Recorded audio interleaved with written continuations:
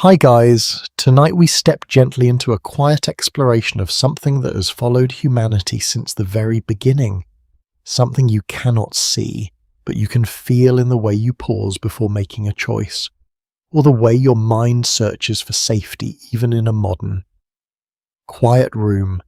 Tonight, you are not rushing anywhere, you are simply here, in this soft moment, where history and instinct begin to blur together like fading candlelight on an old wooden wall.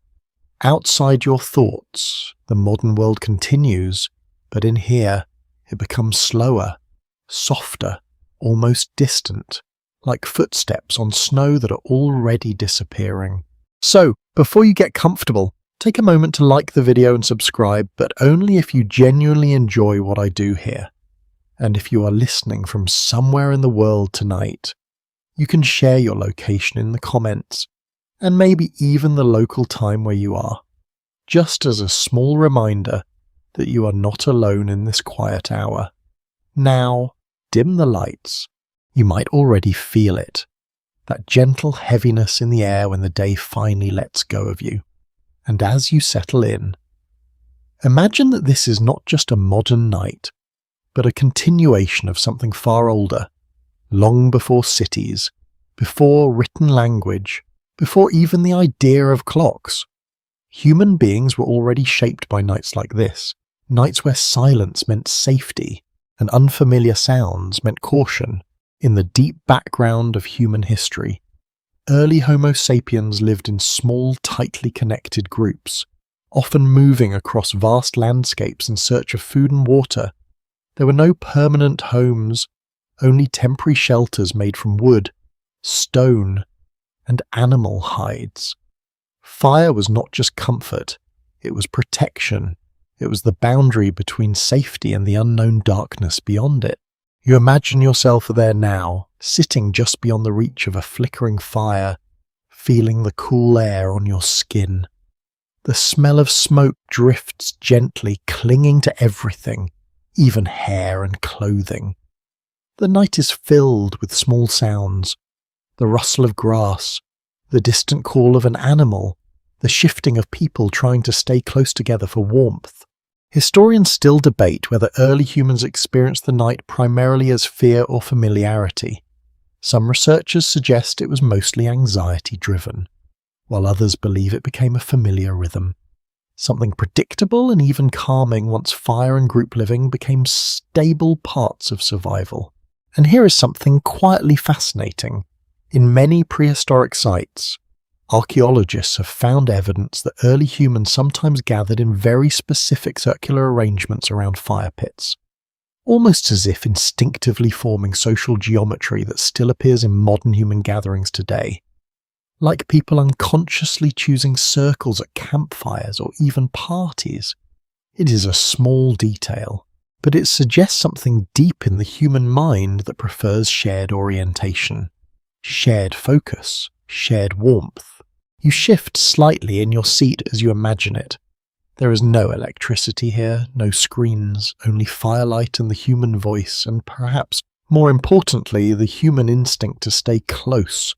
Scholars remain divided on whether this strong tendency toward group closeness was purely survival-based, or whether it also carried an early emotional dimension, something like the beginnings of what we now call belonging. It is difficult to know for sure, because instinct does not fossilize, but its traces remain everywhere. You begin to notice how your own modern habits mirror these ancient patterns. Even now, you might prefer sitting with your back against a wall in a cafe, or choosing a seat where you can see the door. You might not think about it consciously, but something older in you still does. In this quiet moment, your breathing slows, and you start to feel how the idea of night itself has always carried a dual meaning for humans. It was both danger and rest, uncertainty and comfort, and that tension shaped the earliest parts of your mind. Early humans did not have explanations for their instincts, they simply followed them. If something felt unsafe, they moved away. If something felt warm and stable, they stayed. Over thousands of generations. These small decisions became deeply embedded patterns, almost like invisible instructions passed down through time. You imagine a group settling for the night after a long day of movement, muscles tired, feet sore, the sky darkening above them. One person tends the fire, another listens to the wind. Someone else watches the edge of the darkness, just in case. There is a quiet intelligence in this arrangement, not written, not taught, but lived. And it is this kind of intelligence that still lingers in you today, even if the modern world has covered it with layers of comfort and routine. Some anthropologists suggest that this instinctive alertness at night may have contributed to the development of human imagination. When you cannot see far into the dark, the mind begins to fill the gaps. Shapes become meanings, sounds become stories, and slowly, storytelling itself may have been born from nights just like this. You let that idea settle gently. The room around you now feels even quieter, as if it is participating in that same ancient silence. And as you drift a little deeper into this calm reflection, you might begin to notice how little has truly changed in the emotional landscape of being human. The world outside has transformed beyond recognition. But inside, something still listens for the crackle of fire, still responds to darkness with careful attention, still searches for the safety of others nearby. And perhaps that is where tonight's journey truly begins, not in the past itself, but in the quiet echo of it inside you. You are still here in the quiet of the night, and now something deeper begins to surface beneath the calm surface of your thoughts. It is not a memory in the usual sense. It feels older than memory, as if your mind is gently turning a page that was written long before written language existed at all. Tonight, you begin to notice the survival brain. To understand it, you imagine yourself not in a modern room, but in a distant past where Homo sapiens first emerged in Africa roughly 300,000 years ago. The world then was not unfamiliar only in appearance, but in pressure. Every sound mattered. Every shadow could mean opportunity or danger. The human brain during this time was already shaped by millions of years of evolution, but it was still refining the systems that would keep you alive. One of the most important parts of that system is something you still carry today. A small structure deep in the brain called the amygdala, responsible for detecting threat and triggering rapid responses. Fight, flight, or freeze. It is fast, older than language, and it does not ask for permission. It simply reacts. You sit quietly now and imagine how often this ancient system still speaks in your modern life. A sudden noise in the dark hallway, a notification that feels urgent even when it is not, a feeling in your chest when something seems off, even if you cannot explain why. These are echoes of a survival mechanism that once decided life or death in seconds.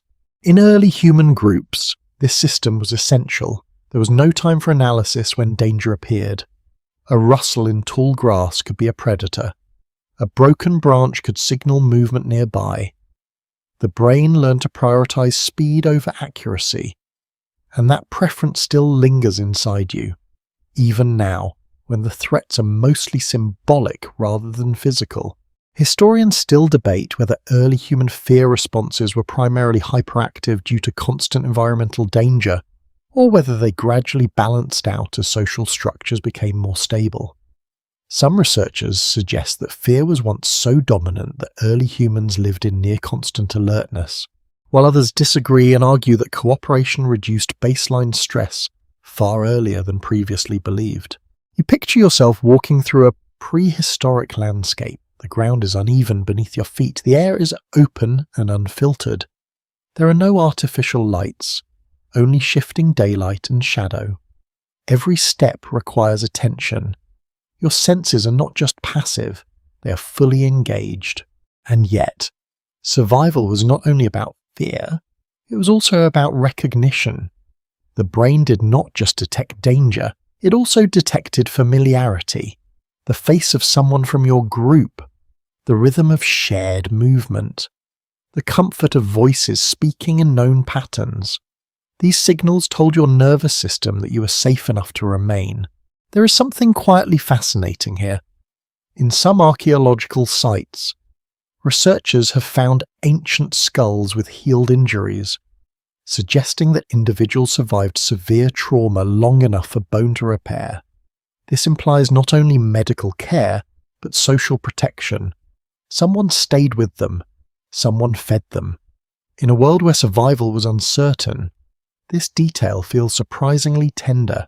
A quirky detail from the archaeological record shows that early humans sometimes used natural pigments like ochre, not only for practical purposes but also for body decoration. Some scholars believe this may have helped strengthen group identity, while others think it was purely symbolic or even accidental at first.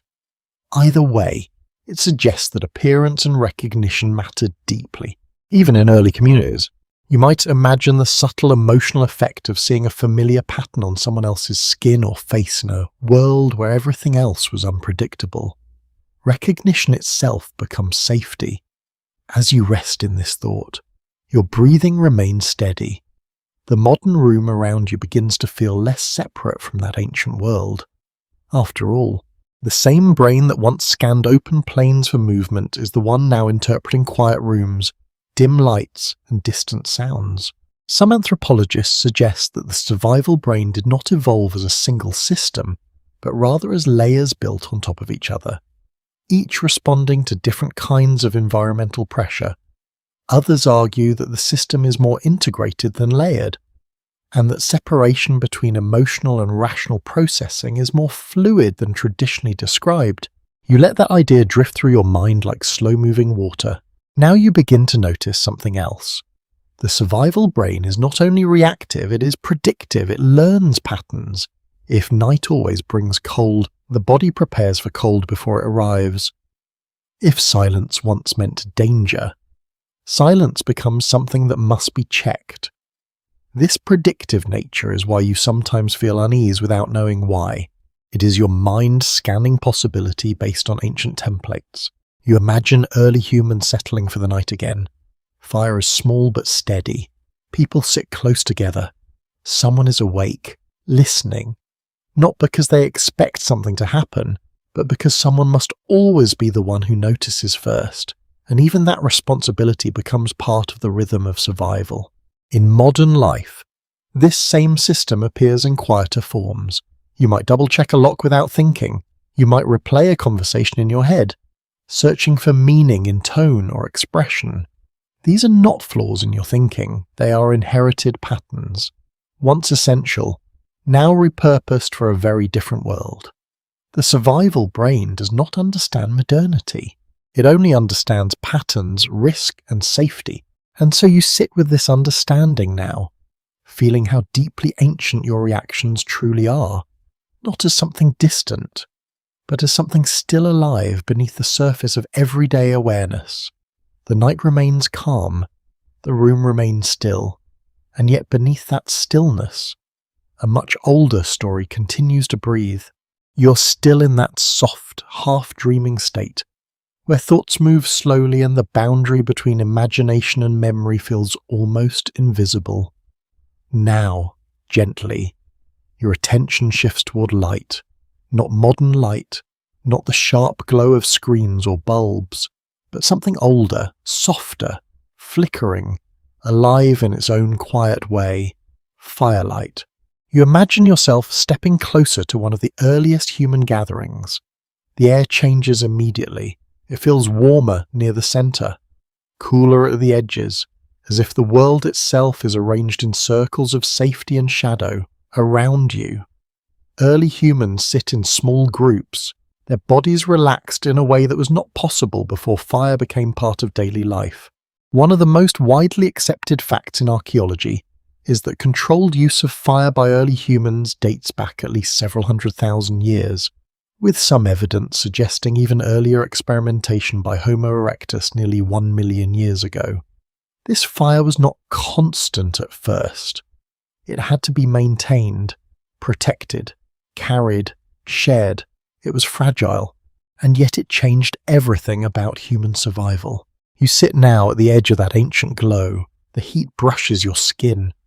The smell is earthy, slightly bitter, mixed with smoke and burnt wood.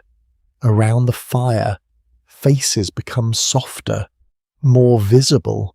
Shadows move gently across expressions, making them feel both familiar and mysterious at the same time. Before fire, night was a boundary. After Fjord, night became a seer, and that shift, small as it seems, changed human behavior in ways that are still unfolding inside you today. You notice how the group behaves. People are not just resting, they're interacting. A piece of food is shared. A gesture is repeated. Someone laughs quietly. A sound that does not carry far but still changes the mood of the group. Firelight makes time feel slower, as if each moment is allowed to exist a little longer before disappearing.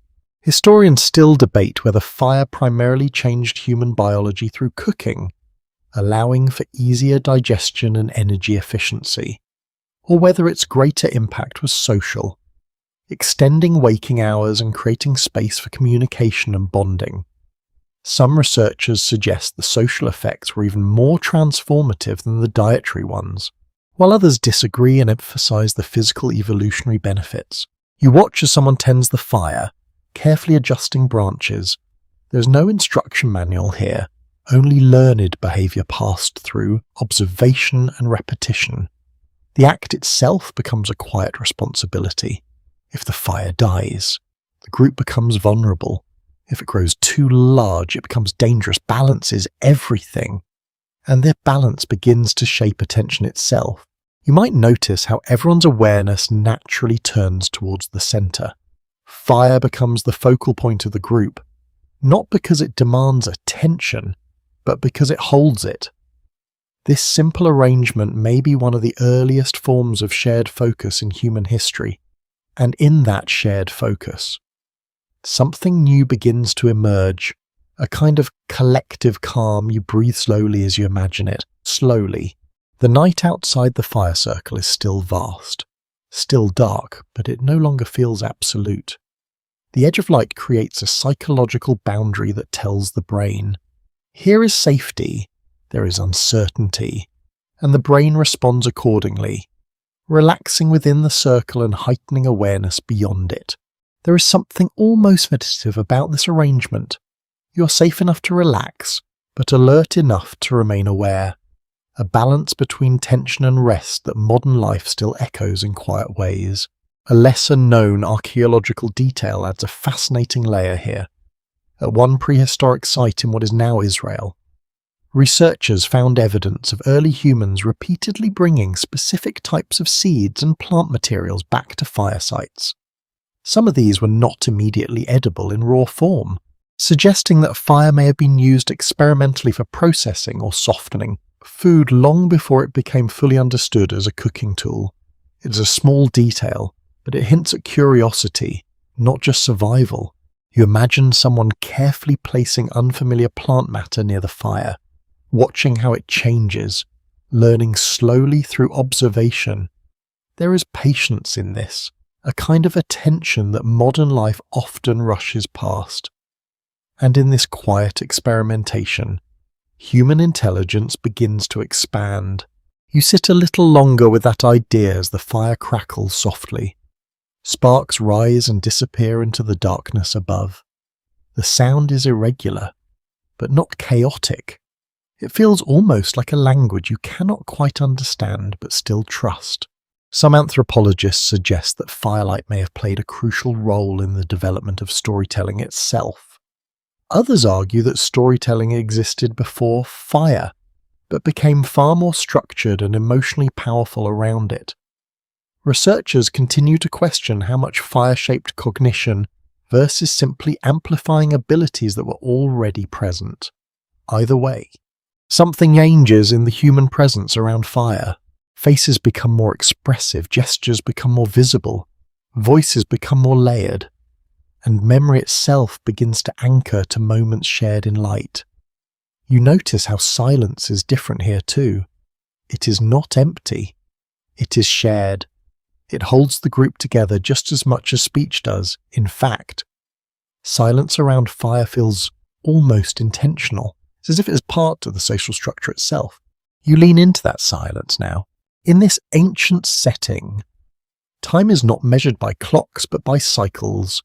The fire burns down slowly. The night deepens. People shift positions as warmth changes. Someone adds wood. Someone else lies down near the edge of the circle, still close enough to feel safe, far enough not to disturb others. And you begin to understand something subtle. Fire did not just keep humans warm, it created a center, a psychological anchor, a place where attention could gather and rest. That idea still lives inside you. Even now, in modern rooms, people naturally gather around light sources, around screens, around conversations. The form has changed, but the instinct remains. Your thoughts soften further as you imagine the glow reflecting in the eyes of those early humans. Each reflection is small, but together they create a sense of shared presence, not isolation, but togetherness shaped by light. And in that togetherness, something deeply human begins to form, not just survival, not just cooperation, but belonging. You let that idea drift gently through your mind like smoke rising into the night air. The fire continues to burn and you remain there, at its edge, feeling how something ancient in you still recognizes this moment as familiar. The fire is still there in your mind, steady and warm, but now something begins to change around it. The silence that once felt complete is no longer empty. It feels like it is waiting to be filled, not with noise but with meaning. You notice the people around the fire again. They are no longer just sitting in shared warmth. Their attention begins to shift toward each other in a subtle, almost invisible way. A glance lasts a little longer. A hand gesture repeats and is understood without hesitation. A sound is made, and someone responds not with action alone, but with recognition. This is where something extraordinary begins to emerge. Long before written history, long before cities or agriculture, humans were already developing complex systems of communication. Archaeological and cognitive research suggests that early Homo sapiens likely used a combination of vocal sounds, facial expressions, and gestures that gradually evolved into structured language over tens of thousands of years. It was not a sudden invention. It was a slow layering of meaning over time. You sit quietly with that idea. At first, communication would have been simple: a sound for warning, a sound for presence, a gesture for direction. But over generations, these signals became more refined, not because anyone designed them, but because groups that understood each other more effectively were more likely to survive. You imagine yourself among them now. The night air is cool against your skin, but the fire keeps the center warm. Someone points toward the darkness. Another person makes a soft vocalization in response. You do not know the exact meaning, but the group reacts in a coordinated way. That alone tells you something important is forming here. Shared understanding. One widely accepted view among paleoanthropologists is that fully developed spoken language may have emerged somewhere between 100,000 and 50,000 years ago. Although earlier forms of proto-language likely existed well before that, the exact timeline remains uncertain because language leaves no direct fossils, only indirect clues in anatomy and behavior.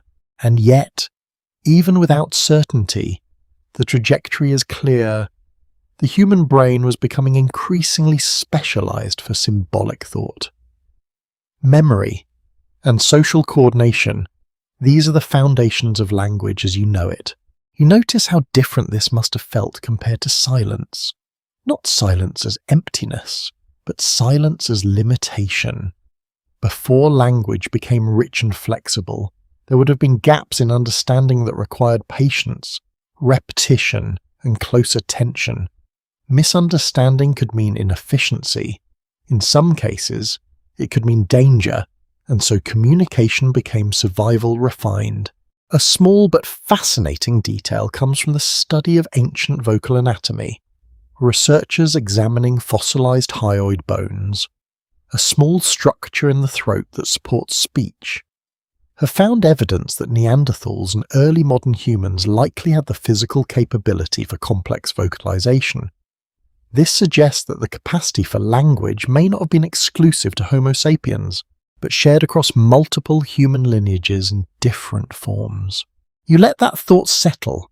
It means the roots of communication may be deeper and more shared than once believed. Around the fire, something shifts again. A sequence of sounds is repeated by one person, and another responds with a slightly altered version. There is rhythm in it now, not just meaning, but pattern. You begin to feel how language might have started as something almost musical, shaped by repetition and emotional tone before grammar ever existed. Some cognitive scientists propose that early language evolved from gesture systems rather than vocal systems alone, suggesting that the body may have led the mind into structured communication. Others argue that vocal communication was primary from the beginning due to its usefulness in environments where visibility was limited, such as forests or Night travel. The debate continues, and no single explanation fully accounts for the complexity of human language today. You imagine what it would feel like to understand only fragments of meaning at first, to rely heavily on tone, context, and shared experience. A raised voice might mean urgency, a soft one might mean reassurance.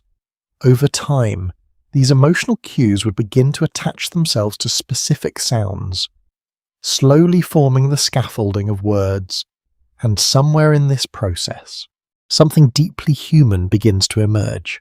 Not just communication, but connection through shared symbols.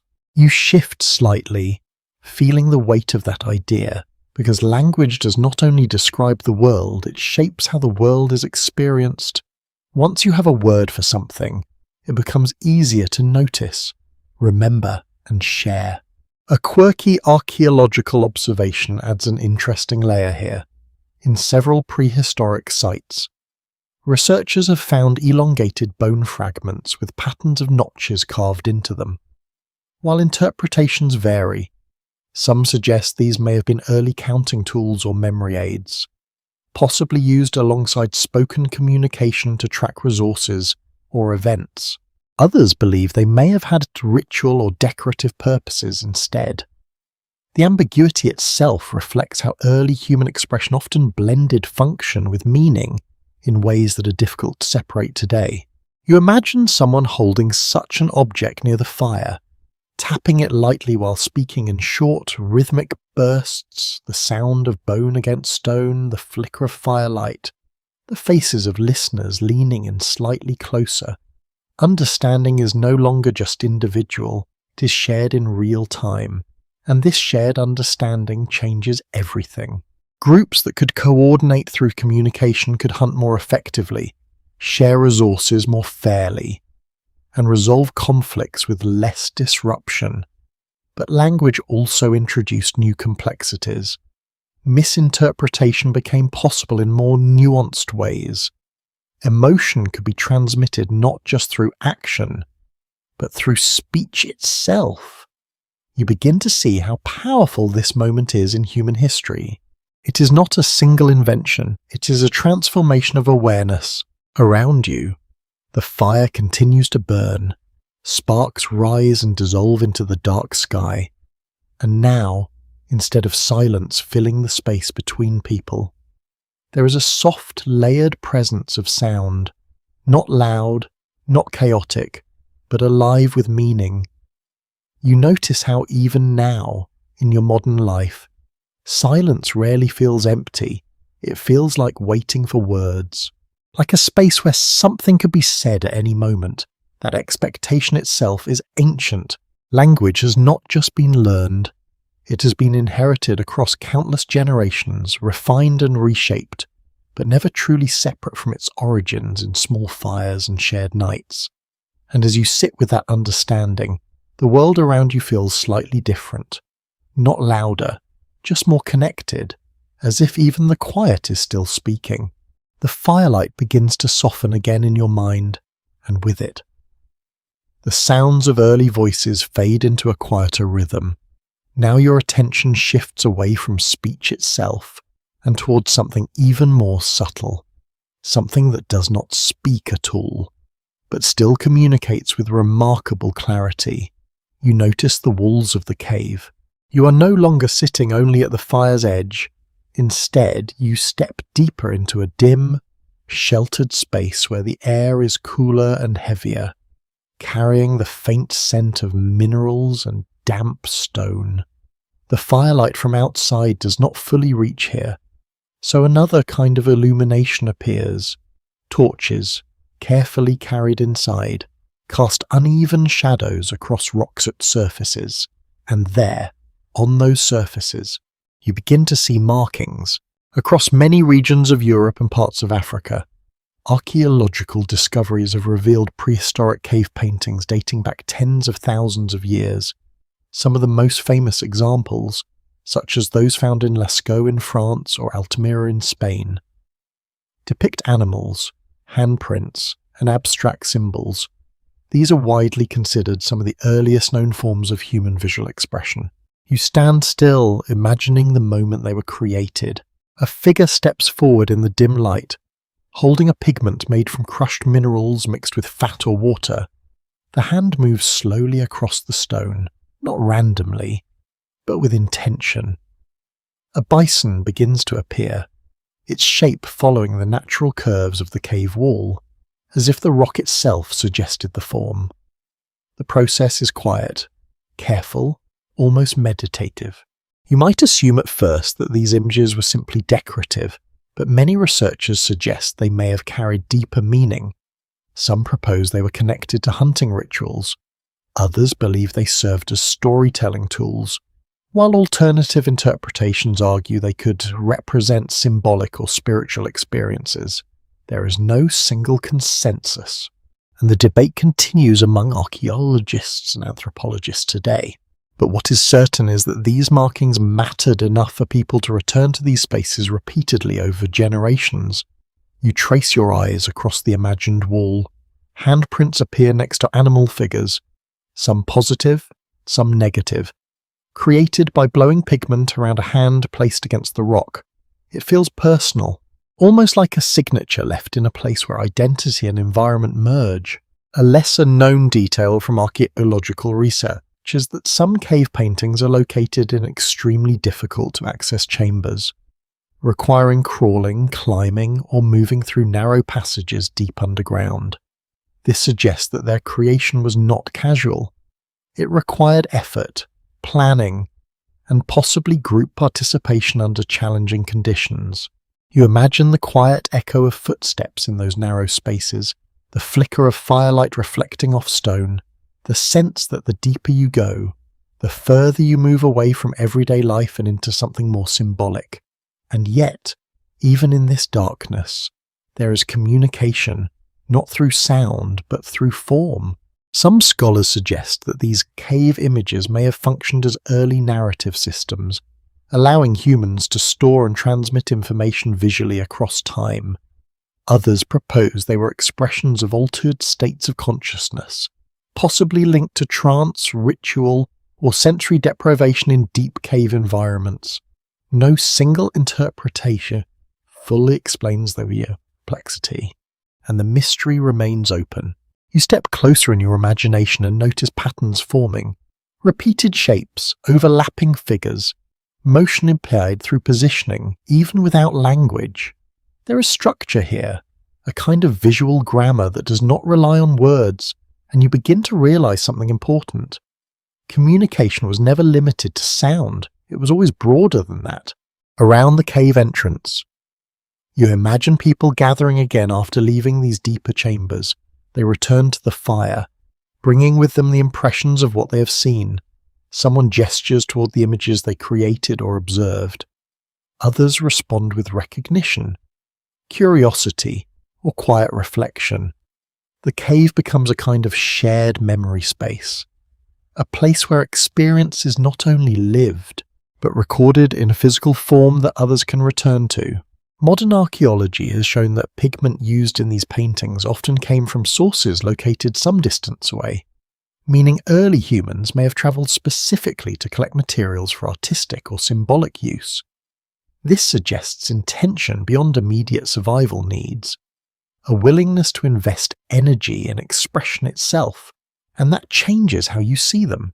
These were not just people reacting to the world, they were interpreting it, translating it, preserving it in ways that extended beyond a single moment. You notice how your mind responds to that idea, even now. You live in a world saturated with images, screens, photographs, symbols everywhere. And yet the impulse feels familiar. The need to represent experience, to hold on to it, to share it, is something that stretches far back into deep time.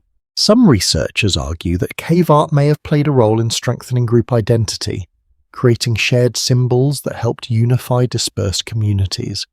Others suggest it may have been more individualistic, reflecting personal visions or experiences rather than collective meaning.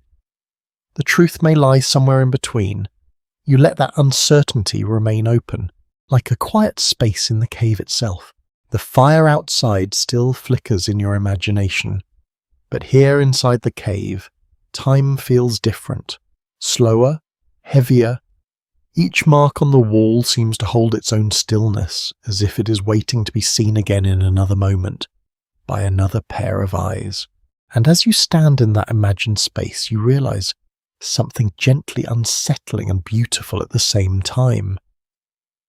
Human beings have always been trying to leave traces of themselves behind, not just to survive the present, but to speak to something beyond it, a future listener, a future observer, perhaps even you, standing here now, thousands of years later, imagining their world. The cave does not answer, it only holds the marks, and in that silence, meaning continues to breathe. You step back out of the cave in your mind, leaving behind the quiet weight of painted stone and fading torchlight.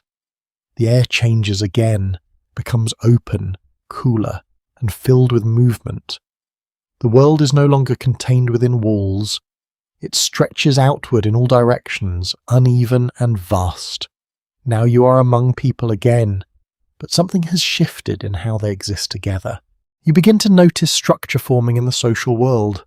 Long before cities or formal governments, early human groups lived in small bands, often ranging between 20 and 50 individuals.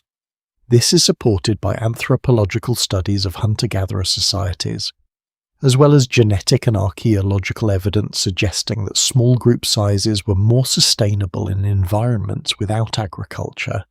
These groups were mobile, adapting constantly to seasonal changes and resource availability. You walk alongside them now, feeling the rhythm of movement. The ground beneath you is varied, sometimes soft earth, sometimes rocky terrain. People move together, not in strict formation, but with an invisible coordination that feels almost instinctive. Children stay close to adults. Food is carried collectively. Tools are shared and repaired, and without anyone explicitly organizing it. Something remarkable is happening. Cooperation is becoming the foundation of survival.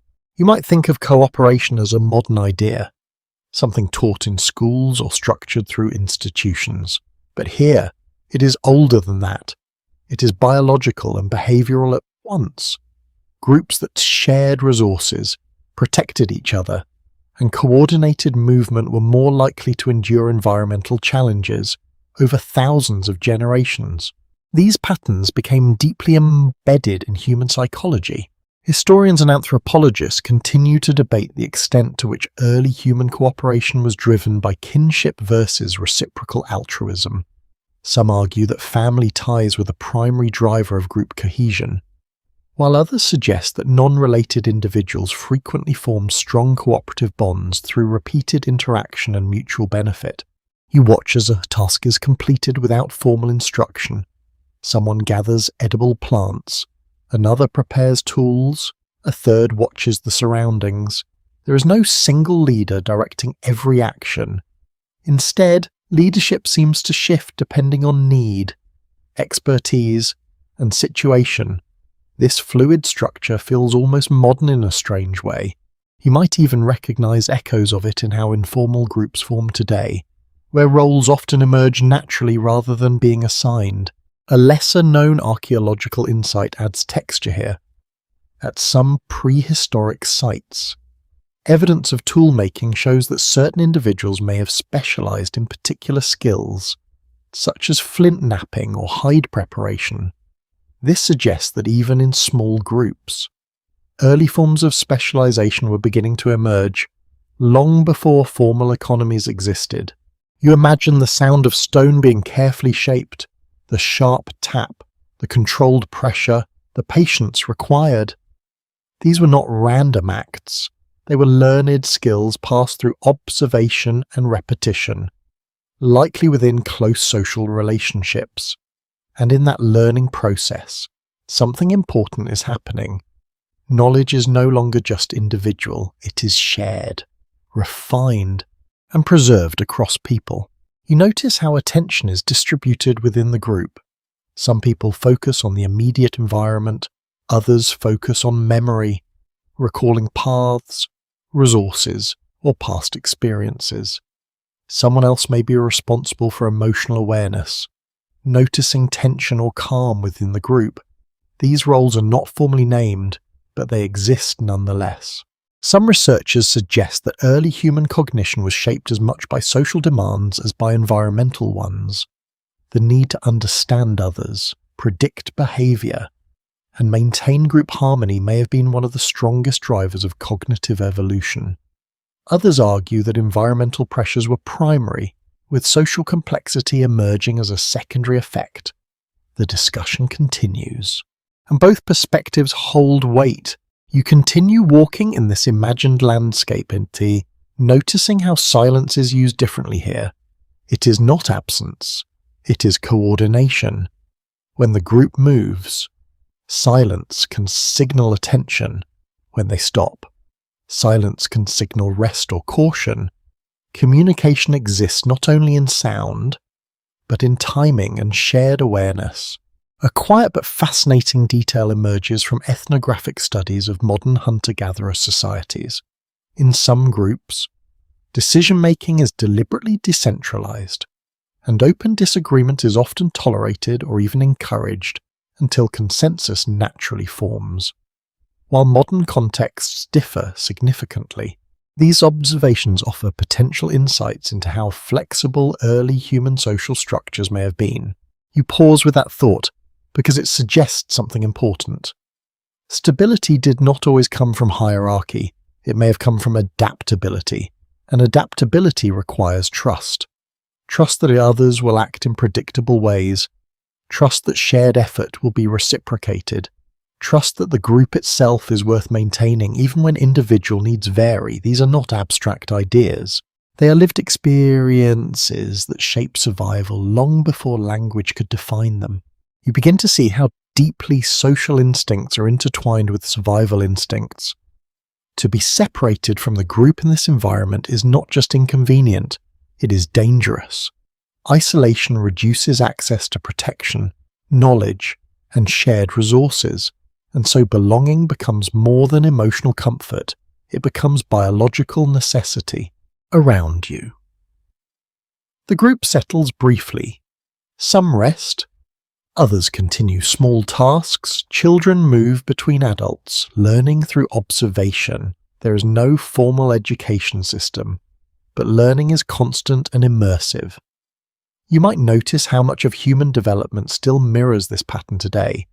People learn through watching others, through repetition, through participation in shared environments. Even now, imitation remains one of the most powerful learning mechanisms in the human brain.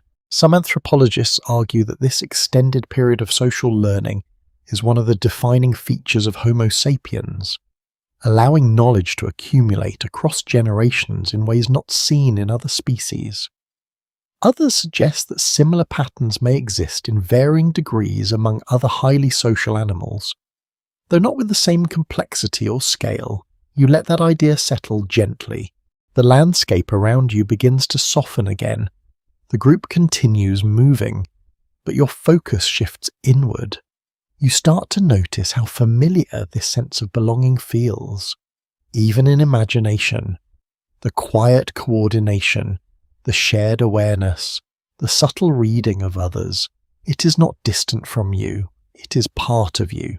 And as the group moves forward into open terrain, you remain with that understanding that human connection is not something newly invented. It is something inherited, refined through countless generations of shared survival. The instinct to be together has never fully left. It simply changes shape. You are still walking with them, but now the landscape begins to feel more exposed. The trees thin out, the wind moves more freely, and the horizon opens wider than before. It is the kind of openness that invites both possibility and alertness at the same time, and something inside you tightens slightly, even in imagination. This is where fear becomes a guide. In early human evolution, survival depended on the ability to rapidly detect and respond to danger. Cognitive science and paleoanthropology generally agree that heightened environmental awareness was a crucial adaptation for Homo sapiens and earlier hominin species. The brain did not evolve in comfort. It evolved in uncertainty, where survival often depended on seconds of reaction time. You feel that idea as you move through this open terrain. Every sound carries further here. A shifting grass, a distant movement. The wind itself seems to change texture depending on direction. Your attention is no longer passive. It is constantly scanning, even without instruction. And yet, fear in this world is not chaos. It is structured awareness. You notice how the group behaves differently now. Movement becomes more synchronized. Conversations, if any, are shorter and more purposeful. People spread slightly but not too far apart. There is an unspoken understanding that visibility matters. One widely accepted finding in neuroscience is that the human amygdala responds to potential threat stimuli faster than conscious thought processes can evaluate them, creating what is often described as a rapid survival response system. This mechanism, deeply embedded in human evolution, prioritizes speed over accuracy in uncertain situations. You imagine what that means in this landscape. A shadow that shifts incorrectly. A sudden sense where birds were previously active. A broken pattern in the environment. These are not just observations, they are signals that something might require attention. In this sense, is not weakness, it is organization. A small but interesting archaeological observation adds texture to this idea. At several prehistoric sites, researchers have found clusters of animal bones arranged in patterns that suggest repeated processing or ritualized handling rather than random disposal. While interpretations differ, these findings hint at structured behavior around food resources, possibly reflecting careful attention to environmental risk and scarcity. You picture the group stopping briefly. Someone crouches near the ground, inspecting marks or traces. Another listens more than they speak. The rest remain still, waiting for a shared decision that no one explicitly announces.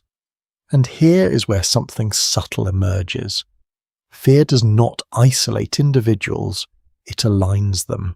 Some anthropologists suggest that early human survival relied heavily on collective vigilance, where different members of a group specialized unconsciously in scanning different aspects of the environment. Others argue that this behavior may have been more situational than structured, emerging only in response to immediate threats rather than as a consistent social role. Either way, the effect is the same. The group becomes more aware together than any single individual could be alone. You continue forward, noticing how your own perception changes as well. The world feels sharper, but not necessarily louder. It is as if your senses are gently tuned toward potential meaning. Even the wind feels like it carries information. And yet, fear alone is not enough to sustain a species. You begin to notice something balancing it. Between moments of alertness, there are pauses, resting points, brief returns to calm. In these intervals, the group relaxes slightly, sharing food, adjusting belongings, or simply sitting in shared quiet. This rhythm between tension and release is essential. Without it, constant vigilance would be unsustainable. A lesser-known detail from primatology studies shows that many primate species exhibit similar cycles of alertness and relaxation, suggesting that this balance between vigilance and rest may predate even early humans. It is not uniquely human, but humans appear to have refined it into more complex social and cognitive patterns. You let that thought pass through you slowly. In the distance, you notice movement again, not clearly defined, just enough to trigger attention. The group pauses. No one panics. There is no sudden reaction. Instead, awareness increases collectively, as if everyone is listening to the same invisible signal. And then, gradually, the tension eases. It was nothing, or perhaps it was something too distant to matter. This is an important part of survival you're witnessing now. Not every signal leads to action. Many are simply evaluated and released. The brain learns to filter, to decide, to distinguish between noise and meaning. Some researchers continue to debate whether early human fear responses were generally more sensitive than necessary due to evolutionary pressure, or whether they were finely tuned systems that minimize both false positives and missed threats. There is no single answer, but the adaptability of the system itself is widely recognized. You walk a little further and begin to feel how familiar this pattern is in your own life. A notification that catches your attention, a sound in another room, a sudden thought that interrupts calm. Most of these do not require action, yet they still activate something ancient in you before fading away. Fear has not disappeared. It has simply changed its vocabulary. The group begins to slow. The terrain is uneven now, and movement requires more care. You notice how attention is distributed again. Some focus forward, some look behind, some listen, together. They form a kind of living awareness that extends beyond any single body, and you realize something quietly important. In this world, safety is not the absence of danger. It is the presence of shared attention. As the wind moves across the open land, the group continues forward, steady and coordinated. No one speaks loudly. There is no need. Understanding exists in motion, in posture, in timing, and beneath all of it, fear continues its quiet work, not as something to escape, but as something that once helped define what it meant to remain alive together. The open landscape begins to shift again. But this time it is not just the environment that changes, it is movement itself. The group you have been walking with is no longer simply travelling through space. They're expanding it. You're witnessing migration. Across deep prehistory, human populations gradually spread out from Africa into Eurasia, Australia, and eventually the rest of the world. This process did not happen in a single wave or at a single moment. Genetic and archaeological evidence suggests multiple dispersals over tens of thousands of years, shaped by climate fluctuations, resource availability, and environmental pressures. You feel that scale now, not as data, but as motion. Footsteps repeated across generations, paths rediscovered and altered, rivers followed, mountains crossed, unknown territories approached with caution and curiosity at the same time. There is no map here, only memory carried in bodies and shared experience. As you move with them, you notice how the world feels less like a single place and more like a series of thresholds. Each new environment requires adjustment. New plants, new animals, new risks. Even the sky feels slightly different depending on where you're standing. And yet, something inside the group remains consistent, the instinct to continue. One widely accepted understanding in paleoanthropology is that Homo sapiens displayed a remarkable capacity for long-distance dispersal compared to other hominin species, likely supported by cognitive flexibility and social cooperation. This adaptability is considered one of the key reasons for the global spread of modern humans. You imagine what it must have felt like to leave familiar territory behind, not as a dramatic decision, but as a gradual response to changing conditions, food sources shifting, water becoming scarce, climate slowly altering familiar routes. There is no single moment of departure, only continuous movement until staying becomes less viable than going forward.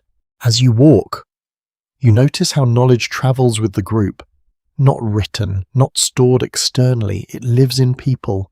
A remembered path, a familiar plant, a warning about a certain animal, a shared understanding of how to read the land. A fascinating detail from archaeological studies is that early human groups often revisited seasonal locations across vast distances, suggesting an emerging sense of landscape familiarity that extended beyond immediate survival needs. These cyclical movements may have helped shape early cognitive maps of territory. You begin to see the land differently now, not as empty space, but as a network of remembered places, even when unseen. They are not unknown, they are held in collective memory. Some anthropologists suggest that this ability to form mental maps of large territories was closely tied to the expansion of the human brain's spatial reasoning systems. Others propose that social coordination, rather than individual cognition alone, played a major role in enabling long-distance migration. The discussion remains open, but both perspectives emphasize cooperation as central. You notice how the group navigates without hesitation when returning to known paths. Footsteps become more confident. Conversation, if present, becomes slightly more relaxed. Familiarity changes the tone of movement itself. And then something shifts again. The terrain becomes unfamiliar. There is a subtle pause in the group's rhythm, not fear exactly, but assessment. Attention sharpens. The environment is read more carefully, landmarks are evaluated, sounds are listened to more closely. You feel it too, that quiet recalibration of awareness when entering unknown space. A lesser-known archaeological insight comes from ancient stone tool distributions, which show that certain technologies spread across vast regions while still retaining local variations. This suggests not only movement of people, but exchange of knowledge across groups that may have encountered each other intermittently along migration routes. You imagine brief encounters, two groups meeting at the edge of a water source or a fertile valley, gestures exchanged, objects shared or observed, no certainty of understanding, but enough recognition to allow coexistence for a short time and then separation again. Migration is not a straight line. It is a pattern of pauses, exchanges, and continued movement. As you continue, the emotional landscape of the group becomes more layered. There is curiosity about new environments, but also a quiet awareness of uncertainty. Each step forward is both opportunity and risk. Some researchers continue to debate whether early human migration was primarily driven by environmental necessity, or whether exploratory behaviour played a more active role than previously assumed. The evidence suggests a combination of both, with no single dominant explanation. You notice how adaptability becomes visible in small actions, adjusting tools to new materials, learning how animals behave in different regions, observing unfamiliar plants with caution before use. Every action is a form of learning. And learning, here, is survival extended across time. The wind shifts again, and you feel how exposed this world can be. But the group continues, not blindly, but with accumulated experience guiding each decision. Every step carries memory. Every pause carries evaluation. You begin to understand something quietly profound. Migration is not just movement across land. It is the spread of perception itself. The mind learning that the world is larger than any single familiar place. And with that realization, something in you also expands slightly. A sense that your own internal map of safety and familiarity is inherited from countless journeys just like this one. The group continues forward into unfamiliar terrain, and you remain with them, not as an observer from above, but as someone who is learning the rhythm of movement itself, step by step. The world becomes both unknown and deeply connected at the same time. The ground beneath you begins to feel different now. Not because the landscape itself has suddenly changed, but because the way people relate to it has shifted. You are no longer simply moving through territory, you're moving through memory. Every step feels remembered. You are walking with a group of hunter-gatherers, and their world is not organized by roads or permanent landmarks, but by knowledge that lives in the mind and is passed gently from one generation to another. The forest, the plains, the river banks, all of it is a living archive of experience. In deep prehistory, before agriculture, human survival depended heavily on foraging, a subsistence strategy supported by a wide range of plant foods, seasonal animal resources, and detailed environmental knowledge.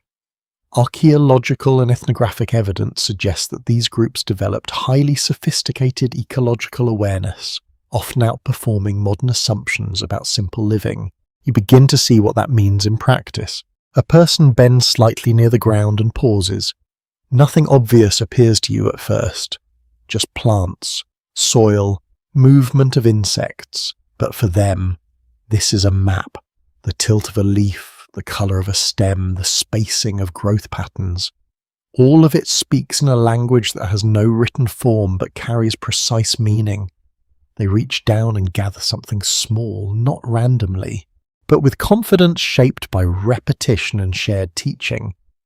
You follow their gaze and try to see what they see, and slowly, you realize the world here is not just visual, it is layered with interpretation. One widely accepted idea in archaeology and anthropology is that foraging societies maintained extensive mental maps of resource locations, sometimes spanning dozens or even hundreds of kilometers. These cognitive maps included seasonal knowledge, migration patterns of animals, and subtle environmental changes that signaled availability of food or water. You imagine holding that kind of map in your mind, not drawn on paper, but living, shifting, updated constantly by experience. You walk further with the group and notice how movement is never random. There is a rhythm to it, a pause here, a detour there, a brief stop near a cluster of trees. Each decision is quiet but informed. Someone points toward a distant area, and the group adjusts direction without hesitation. There is no formal explanation, no verbal instruction needed. Understanding is shared through familiarity and trust. A lesser-known detail from ethnobotanical studies shows that many foraging societies today, and likely in the past as well, recognize hundreds of plant species with distinctions that are often invisible to outsiders. Some groups can identify subtle differences in edible versus toxic plants based on smell, texture, or the way a stem breaks under pressure. You imagine learning this slowly over years, not from a book, but from watching someone's hands, their pauses, their careful decisions. Knowledge here is not abstract, it is tactile. The group moves into a more open area, and you notice how attention spreads differently. Some people scan the ground, others look upward into branches, a few remain focused on sound. It is as if each person holds a piece of the environment in their awareness, and together those pieces form a complete picture. Some anthropologists suggest that early human cognition may have been deeply distributed in this way, with group intelligence functioning as a shared perceptual system. Others argue that while cooperation was essential, individual cognition remained the primary unit of decision-making. The discussion remains open, but both perspectives highlight the importance of shared attention. You notice how silence here is not emptiness, it is information processing. The group stops again. This time, there is something different in the pause. A small cluster of tracks on the ground, barely visible to you, but clearly meaningful to them. They crouch, observing, touching the soil lightly. You watch closely, trying to understand what is being read. To them, this is not just ground, it is recent history. One mainstream finding in paleoanthropology is that hunter-gatherers relied heavily on tracking skills to locate animals, interpret movement patterns, and anticipate behavior. These skills required not only observation, but memory of past encounters and environmental conditions. You imagine how much information is contained in a single footprint: direction, weight, speed. Time elapsed since passage, a kind of written language without symbols. A quirky archaeological observation adds another layer here. In some ancient sites, researchers have found repeated patterns of foot impressions preserved in mud or ash layers, suggesting that groups may have followed established paths repeatedly over long periods. These repeated routes may have functioned like early memory trails through the landscape. You picture those invisible paths forming slowly over generations, like soft grooves in the world that only the living can read. The group decides something silently. No debate that you can hear, just a shared direction of movement that emerges almost naturally. You follow as you continue. The landscape begins to feel more familiar again, as if the act of moving together itself creates stability. The rhythm of walking, stopping, observing, and continuing becomes its own kind of language, and within that rhythm, memory plays a central role. Every plant encountered is remembered. Every safe water source is recalled. Every seasonal change is anticipated based on experience passed down from those who came before. Some researchers propose that foraging societies developed what could be described as ecological memory systems, where knowledge was not stored individually but reinforced socially through storytelling, demonstration, and shared practice.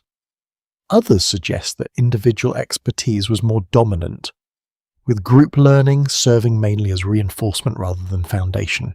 Either way, memory here is not passive, it is active survival. You notice an older member of the group pausing slightly longer at certain points, as if confirming something only they remember. Younger members observe closely, absorbing without needing instruction. Learning happens through proximity, and you begin to understand how deeply interwoven identity and environment are in this world. To know where you are is to know who you are within the group.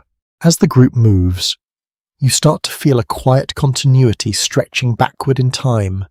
Each path taken is built on countless previous journeys. Each decision is informed by invisible layers of remembered experience. Even the air seems to carry that continuity. Some anthropologists continue to debate whether early foraging groups possessed a concept of place as we understand it today, or whether locations were perceived more relationally, defined by resources and seasonal cycles rather than fixed identity. The evidence remains interpretive, but it suggests a more fluid sense of space than modern geography. You let that idea drift gently through your awareness. The group begins to slow as the light changes slightly. Perhaps the day is moving forward, or perhaps they're simply pausing to reassess. Either way, there is no urgency. Time here is measured by needs, not clocks. And as you stand with them in this quiet moment, you realize something subtle but important. Survival in this world is not just about reacting to the present. It's about carrying the past forward in the mind, constantly updated, constantly shared, constantly refined. Memory is not stored in one place. It is walked, step by step, through landscapes that never forget those who learned how to read them. The landscape you are moving through begins to feel less like open wilderness and more like a shared agreement between people and place. Every step seems guided by something invisible but deeply practiced, as if the ground itself has been quietly learned over generations. You are now with a group that has mastered something subtle yet powerful: the logic of sharing. In early human societies, food was not simply a personal resource, it was part of a continuous flow between individuals, shaped by cooperation, need, and trust. Archaeological and ethnographic studies of hunter-gatherer communities suggest that food sharing was one of the central pillars of group survival, reducing risk in unpredictable environments where any single hunt or gathering attempt could fail. You notice this immediately in the way the group behaves after a successful gathering or hunt. There is no clear separation between mine and yours. Instead, there is movement. Items are passed from hand to hand, portions are divided without argument. The act itself feels ordinary here, almost automatic, and yet it carries enormous weight. You sit down with them as food is distributed. The texture is simple, unprocessed, shaped by whatever the land provides. The taste is not what matters most. What matters is stability, the assurance that no one is left entirely without. One widely accepted interpretation among anthropologists is that food sharing helped reduce individual risk in environments where resources were highly variable. A poor day for one individual could be balanced by a successful day for another, creating a form of informal social insurance long before formal systems ever existed. You let that idea settle gently. It changes how you see generosity here. It is not framed as kindness alone, it is structure, a quiet system built into survival itself. As you observe further, you notice that sharing extends beyond food. Tools are exchanged, repaired collectively, and passed along based on need rather than ownership. Even time and attention feel shared. Someone watches while others rest. Roles shift naturally, not fixed but responsive. A lesser-known detail from archaeological research shows where patterns on ancient stone tools that suggest repeated communal use over long periods. These tools were not typically associated with single individuals, but circulated within groups, reinforcing the idea that material culture was often collective rather than personal. You imagine a tool being handed from one person to another over many years, each user leaving subtle traces, each repair adding another layer of history. Objects here are not static. They are participants in social life. You continue walking with the group, and you begin to notice how sharing also shapes emotion. When someone succeeds, the benefit is distributed. When someone struggles, support appears without formal instruction. This creates a kind of emotional balancing within the group. Joy and difficulty are not isolated experiences, they're absorbed collectively. Some researchers in behavioral anthropology propose that this kind of reciprocal sharing may have played a significant role in the evolution of human empathy. Others suggest that empathy may have developed independently and later reinforced sharing behaviors.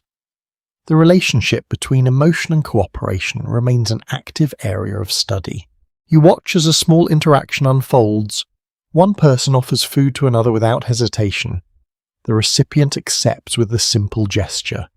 No ceremony, no explanation. And yet the moment carries a quiet sense of alignment. You begin to see how trust is built here, not through promises, but through repeated actions that confirm reliability over time. A fascinating observation from primate studies adds another layer to this. Many social primates, such as chimpanzees, engage in limited forms of food sharing, often influenced by social bonds or immediate reciprocity. However, the scale and consistency of sharing observed in early humans appear significantly more developed, suggesting a key evolutionary shift toward broader cooperation. You let that comparison sit softly in your mind, because what you're witnessing now feels less like a behavior and more like a system of existence. As the group continues moving, you notice how sharing even influences movement decisions. Paths are chosen not only based on individual preference, but on group need.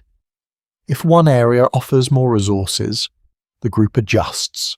If another member requires support, the pace changes. There is a constant subtle negotiation happening, but it is rarely spoken aloud. Some anthropologists continue to debate whether early human cooperation emerged primarily from mutual benefit calculations, or whether emotional attachment within groups played the dominant role. The evidence does not clearly separate the two, suggesting they likely developed together over time. You begin to feel how deeply intertwined survival and social connection are in this world. Even rest is shared. When some lie down, others remain alert. When roles rotate, there is no formal announcement. It simply happens, as naturally as breathing. A quiet archaeological detail adds depth here. In several prehistoric campsites, spatial organization of remains suggests that sleeping and activity zones were arranged in ways that reflect group cohesion, with individuals often clustering in consistent patterns over time. This hints at stable social structures even in highly mobile societies. You imagine those patterns forming night after night, familiar bodies positioned near familiar places, a sense of continuity emerging not from permanence, but from repetition. As you sit with them now, you notice something subtle in your own awareness. The act of sharing feels familiar even in imagination. A part of you recognizes it without needing explanation. It feels almost obvious, as if it was always there, and perhaps that is the point. Sharing is not just a cultural invention. It is something that became embedded in the human way of being long before formal systems, long before written agreements, long before the idea of ownership itself became defined. The group continues its slow movement through the landscape, and you move with them, noticing how every interaction reinforces something larger than any single moment. Nothing here exists alone, everything is part of exchange. And in that exchange, survival becomes not just possible, but sustainable across time. The movement of the group slows again, but this time it is not because of terrain or uncertainty. Something quieter is guiding the pause. The air feels different here, heavier in a way that is not physical, but emotional, even without words. You sense that attention has gathered around something that no one is rushing to explain. You're approaching rituals for the dead, in the deep past of Homo sapiens, and likely among earlier human relatives as well. Evidence from archaeological sites suggests that bodies were sometimes intentionally placed in specific positions or locations after death. Some of the most studied examples come from Neanderthal and early modern human burial sites in Eurasia, where remains have been found arranged in ways that indicate deliberate placement rather than random deposition. You step closer in your imagination, moving with the group as they come to a quiet stop near a shallow depression in the ground. There is no dramatic gesture, no spoken announcement. Instead, there is a shared stillness that spreads through the group like a slow breath. The body is there, not described in detail, not emphasized in a way that breaks the calm tone, but understood by everyone present as a presence that has changed state. What once moved, ate, and spoke is now part of the landscape in a different way. You notice how carefully the group behaves. Someone kneels, another places a small object nearby, a third stands slightly apart, watching the surroundings, as if maintaining awareness even in this moment of quiet attention. One mainstream finding in archaeology is that some early human burials show evidence of grave goods, such as tools, pigments, or personal items placed with the deceased. These findings suggest that death was not only a biological event, but also a social and symbolic one. Even in very early periods of human history, you imagine what it means to place something beside a person who will no longer use it. It is not practical, it is expressive. A gesture that seems to reach beyond immediate survival logic into something more abstract. And that is where human behavior begins to feel different from a purely instinctual response. Firelight may have shaped gathering, language may have shaped coordination, but moments like this begin to shape meaning itself. A quieter archaeological detail comes from the use of ochre in burial contexts. At several prehistoric sites, traces of red pigment have been found associated with human remains. The exact significance is not fully known, but it appears to have been intentionally applied or deposited, suggesting symbolic attention to the act of burial rather than mere disposal. You notice how colour becomes part of memory here, not decoration in the modern sense, but presence, a way of marking transition. The group remains still for a long time, not frozen, but attentive. There is no sense of urgency to move away. Instead, there is a shared recognition that something has shifted in the structure of the group itself. Some researchers propose that early burial practices may have played a role in strengthening emotional bonds within communities, helping individuals process loss while reinforcing group cohesion. Others argue that such practices may have originated from practical concerns about sanitation or territory, with symbolic meaning developing later. The discussion continues, and both interpretations offer different ways of understanding the same behaviour. You let that uncertainty remain open, like the space around the burial itself, because here, meaning does not arrive all at once, it accumulates slowly. You begin to notice subtle gestures among the living, a hand placed briefly on another shoulder, a shared glance that lasts a little longer than usual, small movements that carry emotional weight without needing explanation. Nothing is exaggerated. Everything is restrained, as if emotion itself has learned to speak softly in this moment, and yet it is present everywhere. A lesser-known detail from archaeological research shows variation in burial positions across different regions and time periods. Some individuals were placed on their side, others extended, some with objects carefully arranged around them. This diversity suggests that burial practices were not uniform, but shaped by local traditions, beliefs, or social structures that are no longer fully recoverable. You imagine how many different ways humans might have responded to the same fundamental experience: loss, absence, change, and how each response created its own form of meaning. As the group remains gathered, you become aware of something subtle happening in your own perception. The moment feels suspended, as if time itself is holding still just long enough for understanding to form slowly. There is no instruction here, no explanation, only shared presence. In some primate studies, researchers have observed limited responses to deceased group members, including prolonged attention or altered social behaviour.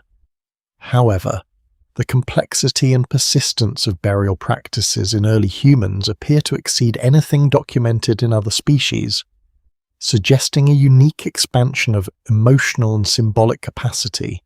You let that comparison sit quietly in your mind without forcing conclusions. Because what matters here is not hierarchy or comparison, but the experience itself. The group begins to move slightly, not away in haste, but as if transitioning between states. Some remain a little longer, others begin to prepare for continued travel. There is no abrupt separation from the moment, only a gradual loosening of focus. You notice how the environment itself seems unchanged, yet everything within it feels different. The ground is the same, the air is the same, and yet the meaning of this place has expanded. A quiet anthropological observation suggests that repeated burial behaviour may have contributed to early human concepts of continuity, where the presence of the deceased was not seen as entirely removed, but as part of an ongoing relationship with the living community. This interpretation remains one of several, with other perspectives emphasising purely social or ecological explanations. You move with the group as they begin to leave the site behind. The landscape opens again, but something lingers, not visually, but emotionally, a sense that not everything ends cleanly, that presence can transform without disappearing. As you walk, you begin to feel how deeply this experience touches something ancient within you. Even in modern life, absence is never purely empty. It carries memory, it shapes behaviour, it alters how groups remain connected over time. And perhaps that is what you are witnessing here, in its earliest form, not just rituals for the dead, but the beginning of how humans learn to carry meaning forward even when something is no longer physically present. The group continues onward, but you remain with that understanding for a little longer, that even in silence, even in absence, something still continues to exist between people. You continue walking after the burial site fades into distance, but something about the world has changed shape in your awareness. The landscape is the same, yet it feels slightly more layered, as if every object now carries the possibility of meaning beyond its surface. And slowly, your attention shifts again, this time toward expression that does not rely on survival, coordination, or immediate need. You're entering the world of early art as communication. Long before written systems existed, human beings were already producing symbolic markings, engravings, and images on stone, bone, and natural surfaces. Archaeological discoveries across multiple continents show that by at least 40,000 years ago, and likely earlier in some regions, humans were creating structured visual representations that appear to go beyond practical function. You step into this idea gently, imagining a world where meaning is not spoken but placed into form. A hand moves across a surface, not to repair, not to build shelter, not to prepare food, but to leave something behind that outlasts the moment. Pigments are mixed from minerals, charcoal, and natural binders. Fingers or simple tools trace lines that do not immediately change survival, but instead change memory. This is not urgency, it is expression. You are now in a space where human attention begins to separate from immediate necessity and turns toward representation itself. One widely supported observation in prehistoric studies is that early symbolic markings appear in both portable objects and cave environments, suggesting that visual communication developed in multiple contexts rather than a single origin point. These markings include abstract patterns, animal figures, and repeated symbols whose meanings are still not fully understood. You imagine standing in front of a wall slowly filling with shapes. Some are clear depictions of animals, others are repeated lines or dots.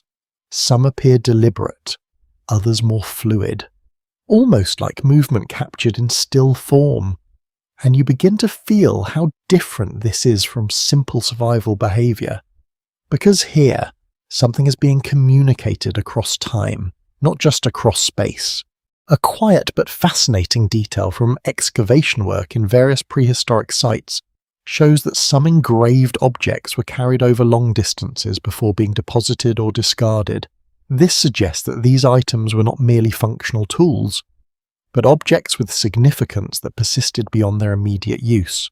You picture someone holding such an object for weeks, months, perhaps longer, not because it is needed for hunting or cutting, but because it carries meaning that is not easily replaced. Meaning begins to detach from utility, and that shift changes everything. You walk further in your imagination and notice how expression begins to appear in multiple forms at once, not only on cave walls, but on small portable items, on bones, on surfaces that could be carried or displayed. The act of marking becomes flexible, adaptable, almost exploratory. It is as if humans are testing how far thought can travel outside the body. Some researchers propose that early visual expression may have played a role in strengthening cognitive memory, allowing groups to externalize ideas and reinforce shared understanding over time. Others suggest that these markings may have originated in ritual or altered states of consciousness. With communicative function emerging secondarily, there is no single agreed explanation, and the evidence allows for multiple interpretations. You let that uncertainty remain open, like the spaces between the markings themselves. Because ambiguity here feels appropriate, you begin to notice something subtle. These images are not just representations of the world, they may also be interpretations of it. A way of seeing that goes beyond immediate perception and enters imagination. You're no longer just observing animals, landscapes, or objects. You are seeing how humans chose to remember them. And then something quieter enters the scene, a gesture repeated, a shape drawn again in slightly different form, a rhythm forming in visual space. You realize that pattern itself becomes meaningful, not just what is shown, but how it is arranged. A lesser-known archaeological observation highlights that some of the earlier symbolic systems include repeated geometric shapes that appear across distant regions with no clear evidence of direct contact. This raises the possibility that certain forms of abstraction may have developed independently in different human populations. You imagine that moment of recognition. Someone draws a shape, another understands it without explanation. Meaning does not need translation because it is shared at a deeper level of perception. You sit with that thought for a while, because it suggests that communication is not limited to sound or gesture. It can exist in structure, rhythm, and pattern itself.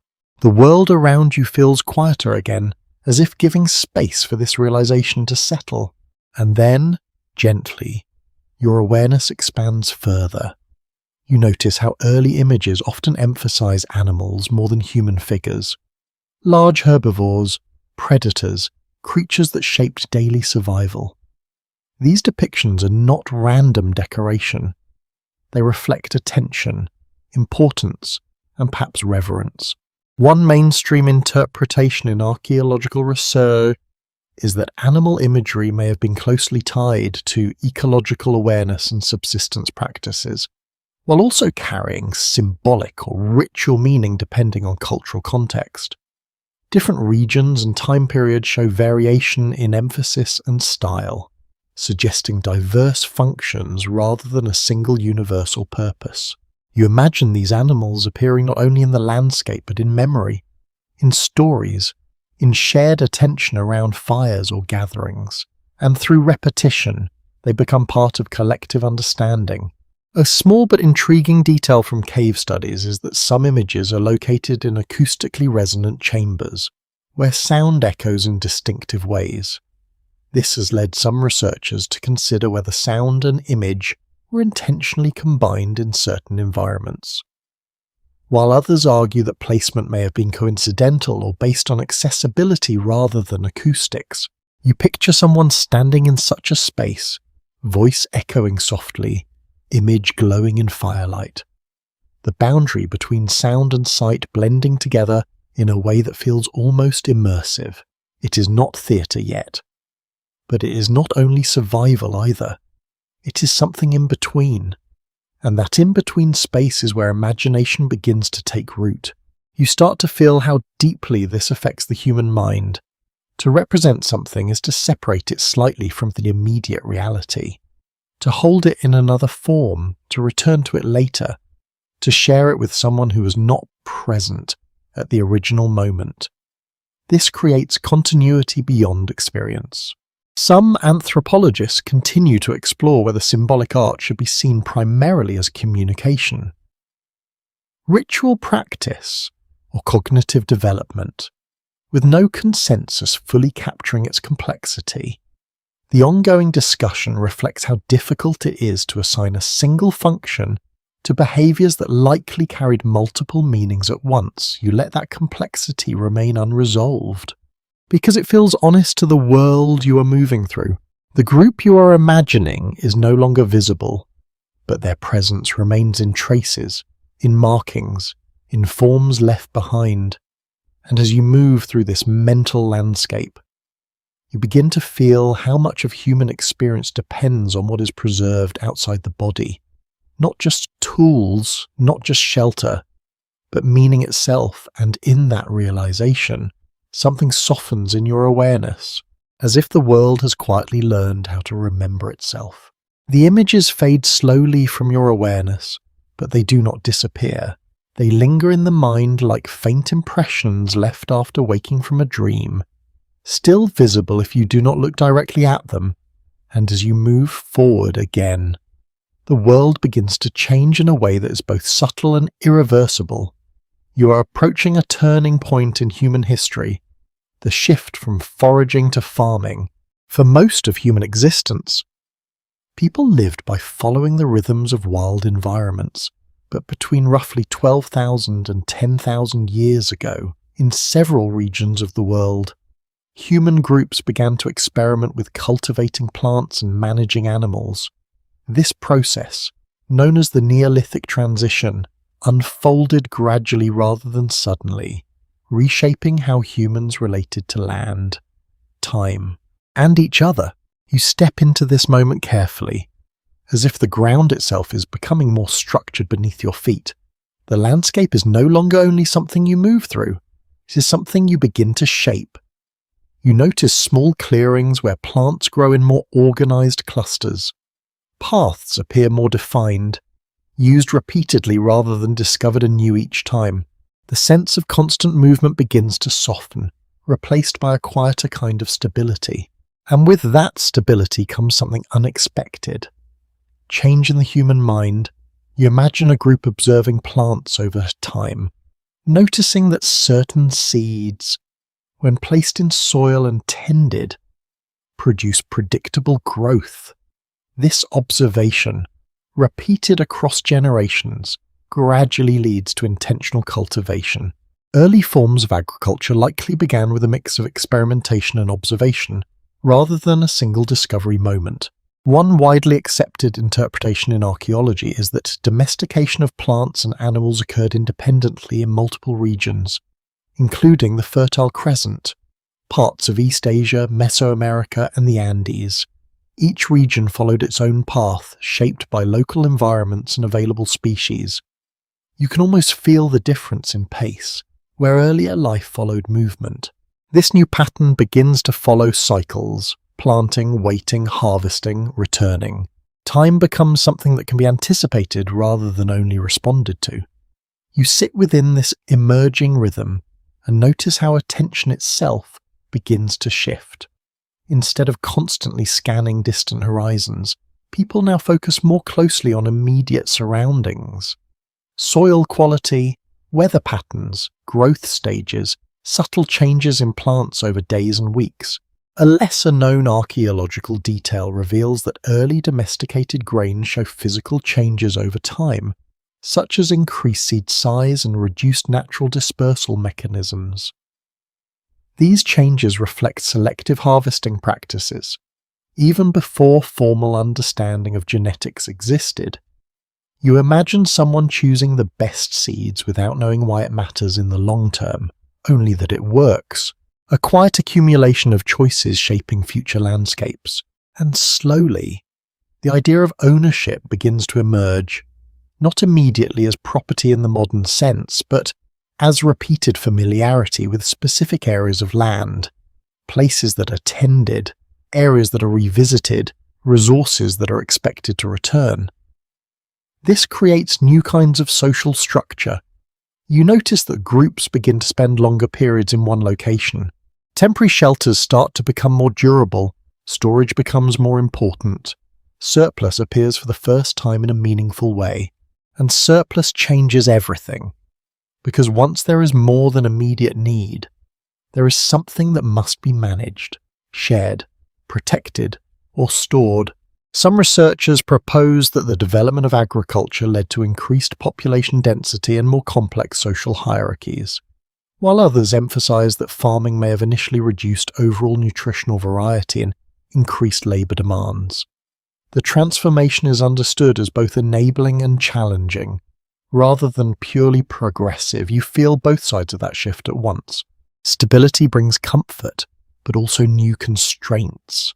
As you move through this early agricultural world, you notice how daily life becomes more anchored.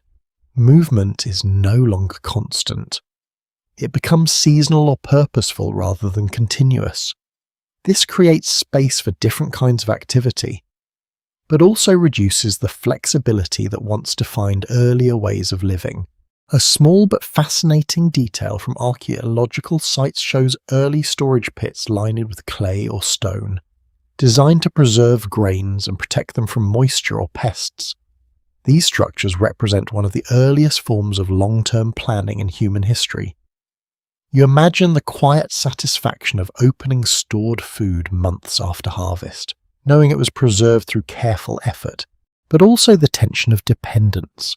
If crops fail, the consequences are more concentrated than in foraging systems, and so the relationship with nature becomes more complex, less about following, more about managing, less about taking what is available, more about influencing what will become available.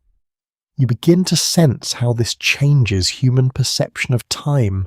The future becomes something that can be shaped through action in the present, and that idea alone begins to reorganize thought. Around you, settlements grow slightly more permanent, not cities yet, but no longer temporary camps. You notice early structures forming with intention, storage areas, shared spaces, boundaries that begin to matter in new ways. Some anthropologists suggest that agriculture may have also influenced early concepts of labor division, as tasks became more specialized and continuous. Others argue that social complexity existed in many hunter-gatherer groups already, and farming simply intensified existing tendencies rather than creating them. You let that uncertainty remain present, like the uneven texture of the soil beneath your feet, because nothing here is simple.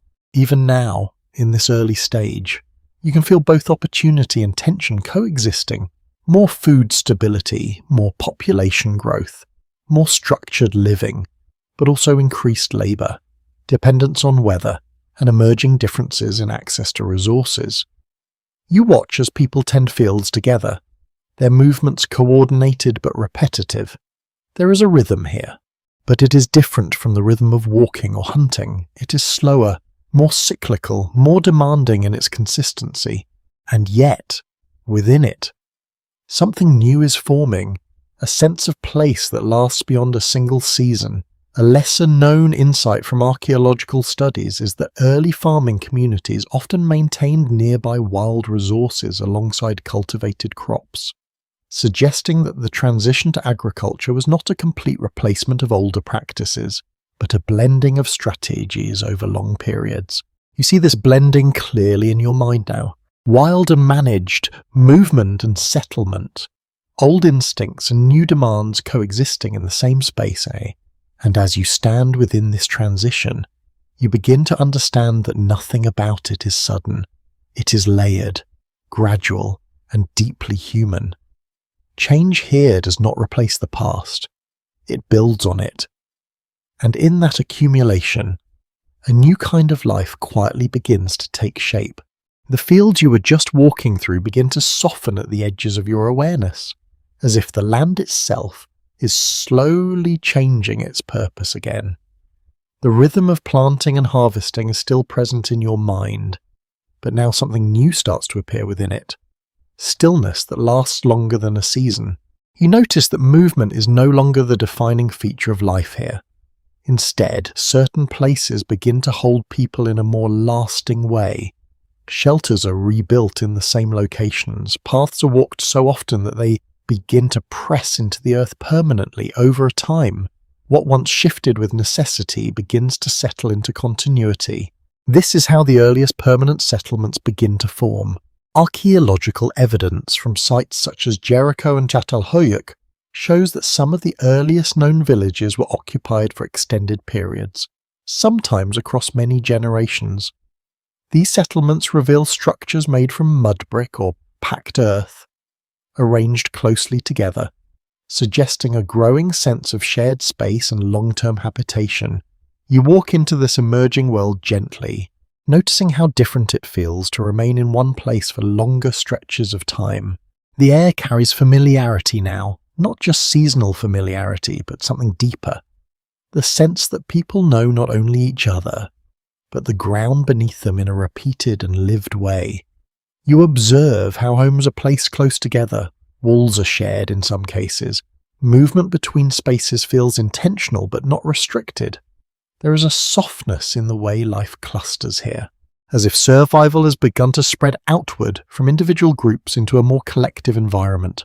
One widely recognized interpretation among archaeologists is that permanent settlement emerged gradually as agricultural practices stabilized food availability, allowing populations to remain in one area without needing to follow seasonal resources constantly. This shift is often described as one of the most significant transformations in human social organization. You can feel that shift not as a concept, but as a change in atmosphere. Time begins to feel anchored. Instead of moving endlessly across landscapes, days now unfold within a familiar frame. Morning light enters the same spaces. Evening shadows fall across the same paths. The repetition creates a quiet rhythm that feels both comforting and subtly binding. You notice how this affects the way people relate to each other. Interactions become more frequent and layered. Faces are seen repeatedly over days, weeks, seasons. This repetition builds recognition, and recognition slowly builds expectation. Over time, expectation begins to shape behavior. A lesser-known detail from early settlement archaeology shows that some villages were rebuilt multiple times on the same site, with newer structures layered over older ones. This suggests not only continuity of occupation, but also a deepening connection between community and location. You imagine standing in a place where previous generations once stood, their structures gradually becoming the foundation for new ones. The past is not gone here. It is built into the ground beneath your feet, and that idea begins to change how you understand permanence. It is not static, it is layered. As you move through the settlement, you notice early forms of shared infrastructure emerging: storage spaces for grain, communal areas for gathering, workspaces where tools are made and repaired. These are not separate from daily life. They are part of it, woven into the rhythm of living in one place. Some researchers propose that the emergence of permanent settlements played a key role in increasing social complexity, allowing for more specialized roles and structured cooperation. Others suggest that such complexity may have existed in earlier mobile groups, but became more visible and concentrated once populations became sedentary. You let that uncertainty remain open, like the open doorways of the homes around you. Inside these structures, life feels both intimate and collective. Sounds travel easily between walls, conversations overlap, activities happen in close proximity, creating a sense of constant shared presence. You begin to notice how privacy, as you understand it now, is less defined here. Life is more exposed, but also more interconnected. A quiet but important archaeological detail comes from the layout of some Neolithic settlements, where household units appear arranged in patterns that suggest both family clustering and broader communal organization. This dual structure hints at a balance between private life and collective identity. You imagine how people might have adapted emotionally to this closeness. The awareness of others is not occasional but continuous. Even silence is shared. And yet, there is comfort in this predictability. You're not constantly negotiating unknown spaces. You're returning to familiar ones again and again as you walk further. You notice subtle differences between spaces. Some areas are used for food preparation, others for craft or repair, others still for gathering or resting. These distinctions are not rigid, but they are becoming more defined over time. A small but fascinating detail from archaeological excavations shows early evidence of plastered floors and interior decoration in some Neolithic homes. These choices suggest that even in early settlements, there was attention not only to function, but also to appearance and atmosphere. You imagine someone smoothing a wall surface, not because it is necessary for survival, but because it makes the space feel different, more cared for, more intentional. That small act begins to echo something larger, a sense that environment can be shaped not only for use, but for experience. You pause in this thought as the settlement continues around you. People move through shared spaces with practiced familiarity. Children learn by watching. Tasks are repeated daily, forming patterns that stabilize life. Some anthropologists suggest that permanent settlements may have contributed to the development of more complex social norms, as repeated interaction within the same group increased the importance of reputation, cooperation, and conflict management. Others argue that social regulation existed in mobile societies as well, but took different forms depending on mobility and scale. You notice small interactions unfolding everywhere. A tool passed from one person to another, a brief exchange of materials, a gesture that signals understanding without words. These moments are small, but they accumulate into structure, and structure becomes life outside the settlement. The land still exists as it always has: fields, wild areas, distant horizons. But now it is framed by something new, a centre that holds people in place long enough for patterns to deepen. You begin to feel how this changes perception of identity itself. To belong here is not just to move with others, it is to remain with them over time, and in that remaining, something quietly profound emerges. Continuity becomes visible. A lesser-known insight from archaeological research suggests that some early settlements show evidence of long-term spatial memory, where specific areas within a village were repeatedly used for the same types of activities across generations. This indicates that space itself may have become socially coded over time. You imagine walking through such a place years later, recognizing where things once happened. Even if the people have changed, the settlement does not feel like a fixed object. It feels like a living accumulation of time, and as you stand within it, you begin to understand that permanence here is not about stopping movement entirely. It is about layering experience in one place until the place itself becomes part of memory. The group around you continues their daily rhythm, steady and familiar, and you remain with them, noticing how life, once defined by constant movement, has begun to settle into something that feels both stable and deeply alive. The settlement remains around you, steady and familiar, but your attention begins to shift in a subtle way. It is no longer only the structures or the land that hold meaning. It is the way people move within it, the way they relate to one another through repeated presence. You begin to notice that conversation itself has started to take on a different role. Not just communication for survival, not just coordination of tasks, but something more fluid. Something that fills the spaces between work, rest, and shared living. You are now entering the world where gossip and storytelling become social glue. In early settled communities, where people lived in closer proximity and interacted repeatedly with the same individuals, communication naturally expanded beyond immediate necessity.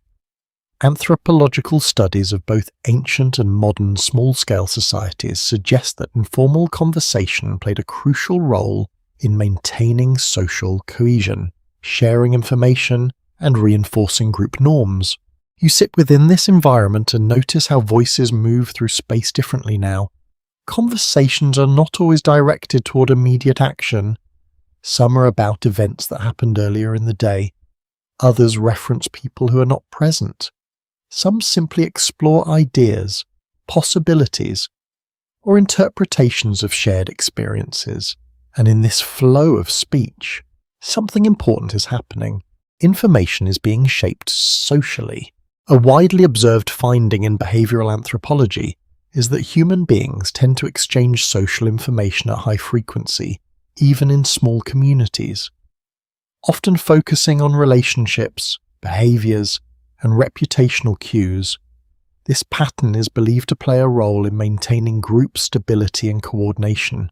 You notice how subtle this is: a comment made while working, a brief exchange while passing by, a moment of laughter that signals shared understanding. None of it feels formal, but all of it carries meaning that influences how people relate to each other. A lesser-known ethnographic observation from studies of small-scale societies shows that storytelling and informal conversation often serve multiple functions at once, including entertainment, education, and social regulation. A single story may convey moral expectations, historical memory, and practical advice without separating these elements clearly. You imagine sitting near a shared space in the settlement, listening as someone recounts an event. Their voice is calm but expressive. Others listen while continuing small tasks. No one interrupts. The story unfolds naturally, shaped as much by audience reaction as by the speaker, and you begin to realize that storytelling is not just about content, it is about presence. The act of listening together creates shared attention, and shared attention reinforces belonging. Some researchers suggest that gossip may have evolved as a mechanism for tracking social relationships within larger groups, allowing individuals to maintain awareness of alliances, conflicts, and cooperation patterns. Others argue that gossip may also serve emotional functions, helping individuals process social information in ways that strengthen group identity. The interpretation remains open, but its importance is widely acknowledged. You feel how this changes the atmosphere of the settlement. Life here is not only built from structures and labour, it is also built from shared narratives, and those narratives move constantly. Someone mentions a recent event, another person adds detail, a correction is offered, a joke softens the exchange, meaning shifts slightly with each contribution, becoming something collective rather than individual. You notice how this creates a kind of invisible network within the community. People are connected not just by physical proximity, but by shared awareness of each other's actions and histories. A quiet but fascinating detail from archaeological and ethnographic comparisons suggests that reputational awareness in small communities can significantly influence behaviour, even without formal systems of enforcement. The knowledge that actions are observed and remembered by others becomes a guiding force in daily life. You imagine how different this feels compared to isolated survival. Here, nothing is entirely private, but nothing is entirely rigid either. Identity is shaped through continuous interaction. As you move through the settlement, you hear fragments of conversations drifting through different spaces. Some are practical, some are reflective, some are simply social, reinforcing connection through repetition and familiarity. And over time, these repeated interactions begin to form a shared cultural fabric. Some anthropologists continue to explore whether early human societies relied more heavily on spoken narrative or direct observation for transmitting social knowledge. The evidence suggests a combination of both, with storytelling amplifying and structuring what was already experienced in daily life. You begin to see how memory itself becomes social here. Events are not only remembered individually, they are retold, reshaped, and reinforced through conversation. Over time, this creates a shared version of reality that exists across multiple minds, and that shared reality stabilizes the group. You notice a small gathering forming again. Not formal, not planned, but natural. People come together in a loose circle, continuing tasks while speaking. The boundary between work and storytelling is fluid.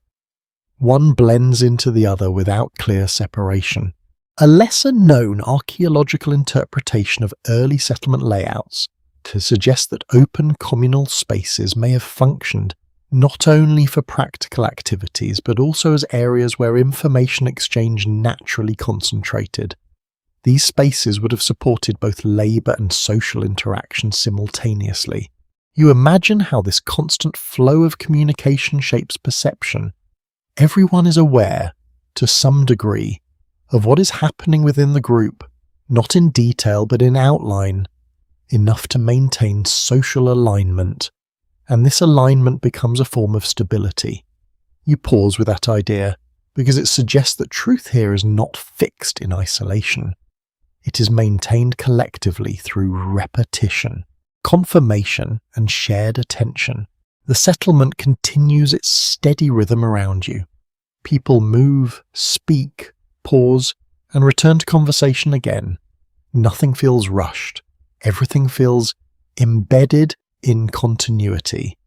And you begin to understand that in this world, words are not just tools for communication. They are threads that hold the community together.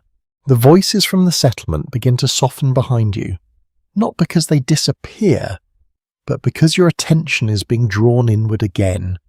Something quieter is unfolding now, something less visible than buildings, language, or shared stories. You're stepping into the space between minds, not physically, but socially and cognitively. This is where empathy begins to take shape in a way that still defines how you experience other people today. As you move through this imagined world, You notice something subtle in every interaction. Before anyone speaks, there is already interpretation. A glance is read, a pause is felt. A change in posture carries meaning without needing explanation. The human mind is constantly modeling the minds of others, even in silence. Neuroscientific research identifies a system of brain cells often associated with imitation and social understanding, commonly referred to in academic literature as mirror neuron networks. These systems are believed to activate both when an individual performs an action and when they observe another performing it, potentially forming a biological basis for empathy and social learning. You sit with that idea gently, because it means that what you feel when you watch someone else is not separate from them in the way you might assume. There is overlap, resonance, simulation happening inside you. And in early human groups, this capacity would have been essential. You imagine living in close proximity with others where survival depends not only on cooperation, but on anticipating intention. Who is calm? Who is frustrated? Who is tired? Who is reliable in a moment of need? These evaluations are not spoken, they are sensed. A widely accepted interpretation in cognitive anthropology suggests that advanced social cognition evolved in humans partly due to the increasing complexity of group living, where understanding intentions and predicting behavior became as important as understanding the physical environment. You begin to notice how much of the world here is invisible but constantly processed. Someone shifts their weight slightly. Another person avoids eye contact for a moment longer than usual. A small delay in response changes the tone of interaction. None of this is formalized, yet all of it matters, and over time, these microsignals build something larger. Trust. A lesser-known observation from primatology shows that social animals often maintain long-term relationships through repeated interaction patterns, where grooming, proximity, and shared attention function as stabilizing behaviors within the group. In early humans, these mechanisms appear to have expanded into more complex emotional and cognitive forms. You imagine how trust is built here not through declarations, but through accumulation. 100 small moments that confirm predictability, a shared task completed, a promise kept without words, a presence maintained during difficulty, and empathy grows within that structure. You feel it now as you observe the group again, not as a concept, but as a quiet alignment. When someone experiences difficulty, others respond not because they're instructed, but because they recognize the state internally. It is felt before it is analyzed. Some researchers propose that this form of emotional resonance may have played a foundational role in human cooperation, allowing groups to coordinate without formal systems of control. Others suggest that empathy may have initially evolved for caregiving within kin groups and later expanded into broader social contexts. The precise pathway remains open to interpretation. You let that uncertainty remain soft like background noise, because what matters here is the experience of connection itself. You notice how even memory becomes relational. When someone recalls an event, others adjust that memory slightly through reaction, correction, or agreement over time. The group forms a shared emotional archive of experiences that is not identical in each mind, but closely aligned. A quiet but important detail from behavioral studies of oral cultures shows that repeated storytelling does not preserve information exactly, but stabilizes its emotional and social meaning across time.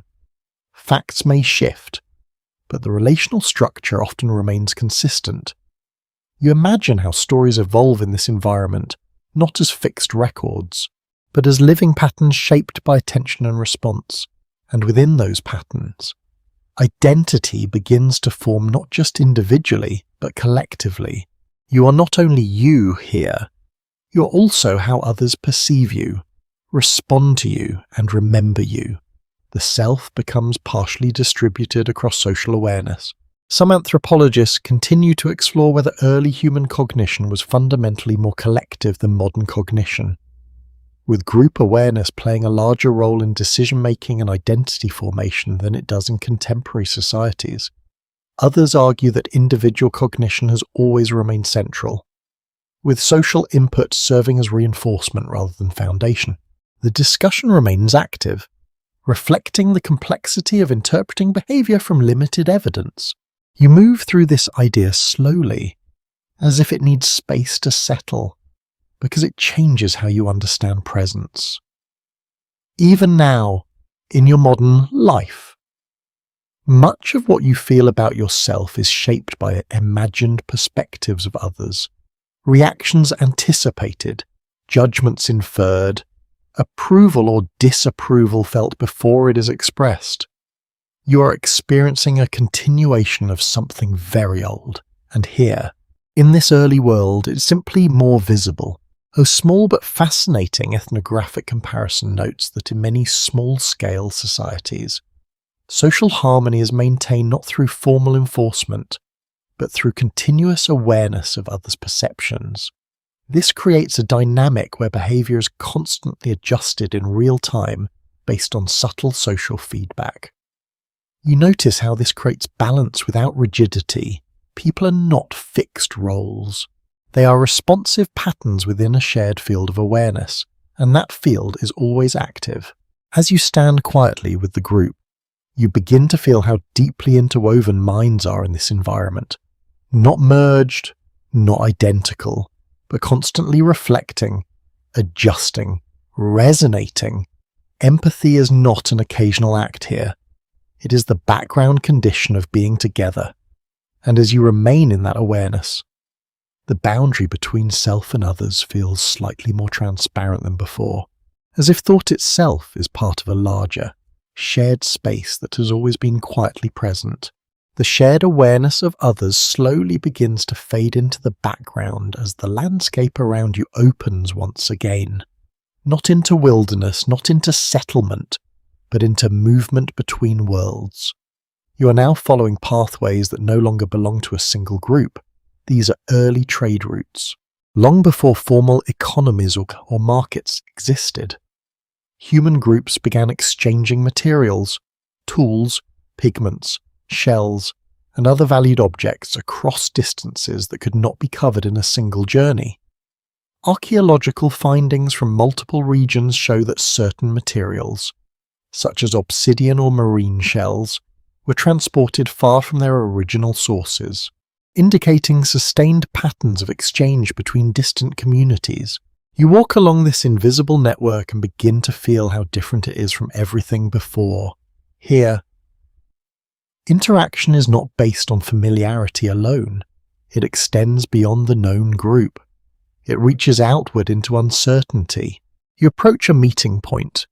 It is not a city or a structured marketplace, but a place where paths naturally converge. A river crossing, a fertile valley, a seasonal gathering spot. These locations become temporary spaces of exchange, where different groups encounter each other briefly before continuing their separate ways. And in those brief encounters, something important happens. Trust must be formed quickly. You watch as two groups observe each other from a distance. There is caution, but not hostility, curiosity, but also restraint. Movements are slow and deliberate. Objects are displayed rather than hidden. Communication happens through gesture, tone, and shared attention rather than extended conversation. One widely supported interpretation in archaeology is that long-distance exchange networks played a significant role in the spread of technologies, materials, and cultural ideas during the Paleolithic and Neolithic periods. These networks were not centralized, but formed through repeated local interactions over time. You imagine a small object being handed over. It carries weight not just physically, but socially. It has travelled through many hands before reaching this moment. Each exchange adds a layer of meaning that is not visible, but understood. A lesser-known archaeological detail reveals that some materials found far from their geological origins can be traced across hundreds or even thousands of kilometres, suggesting remarkably extensive movement of goods and ideas long before written records existed. You pause with that realization, because it means connection existed even between strangers who would never meet again, and yet exchange still occurred. You begin to notice how value is created here, not through formal currency, but through shared recognition of rarity, usefulness, or symbolic importance.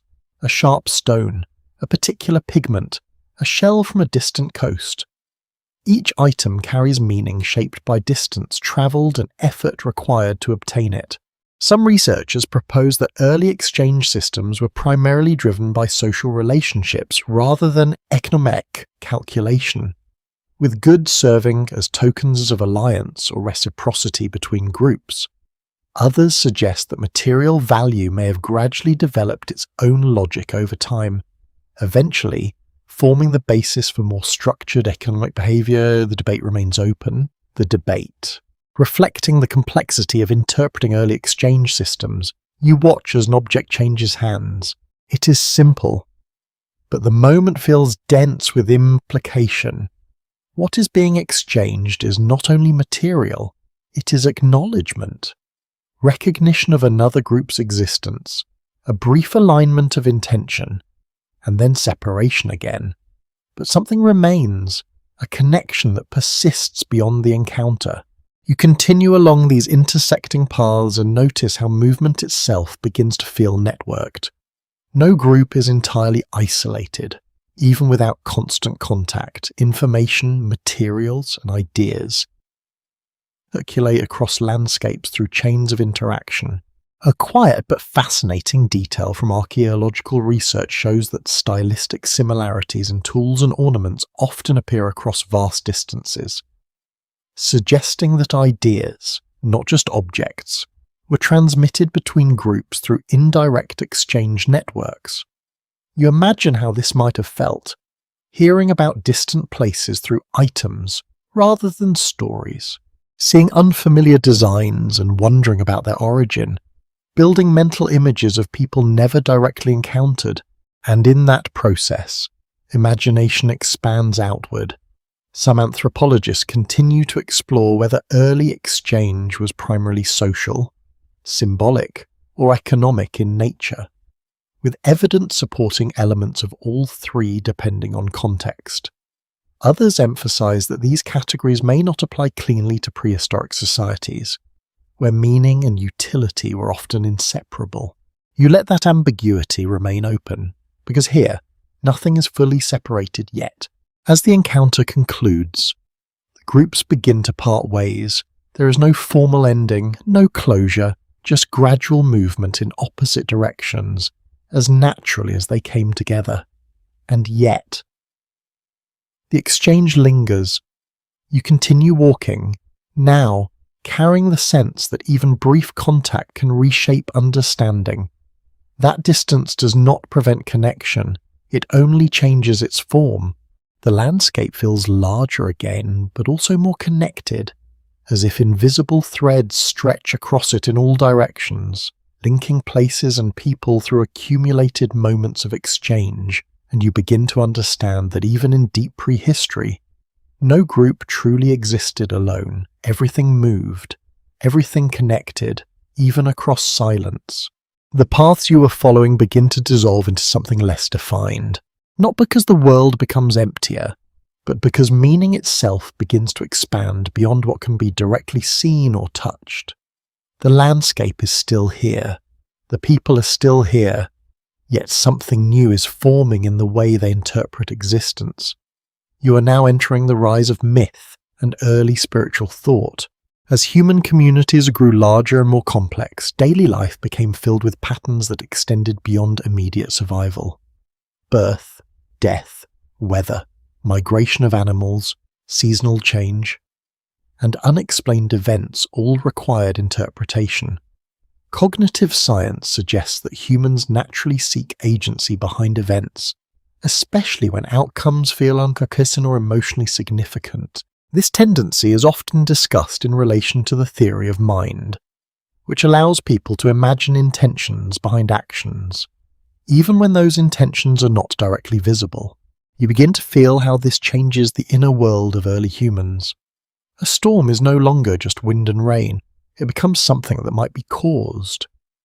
A successful hunt feels like more than skill and chance.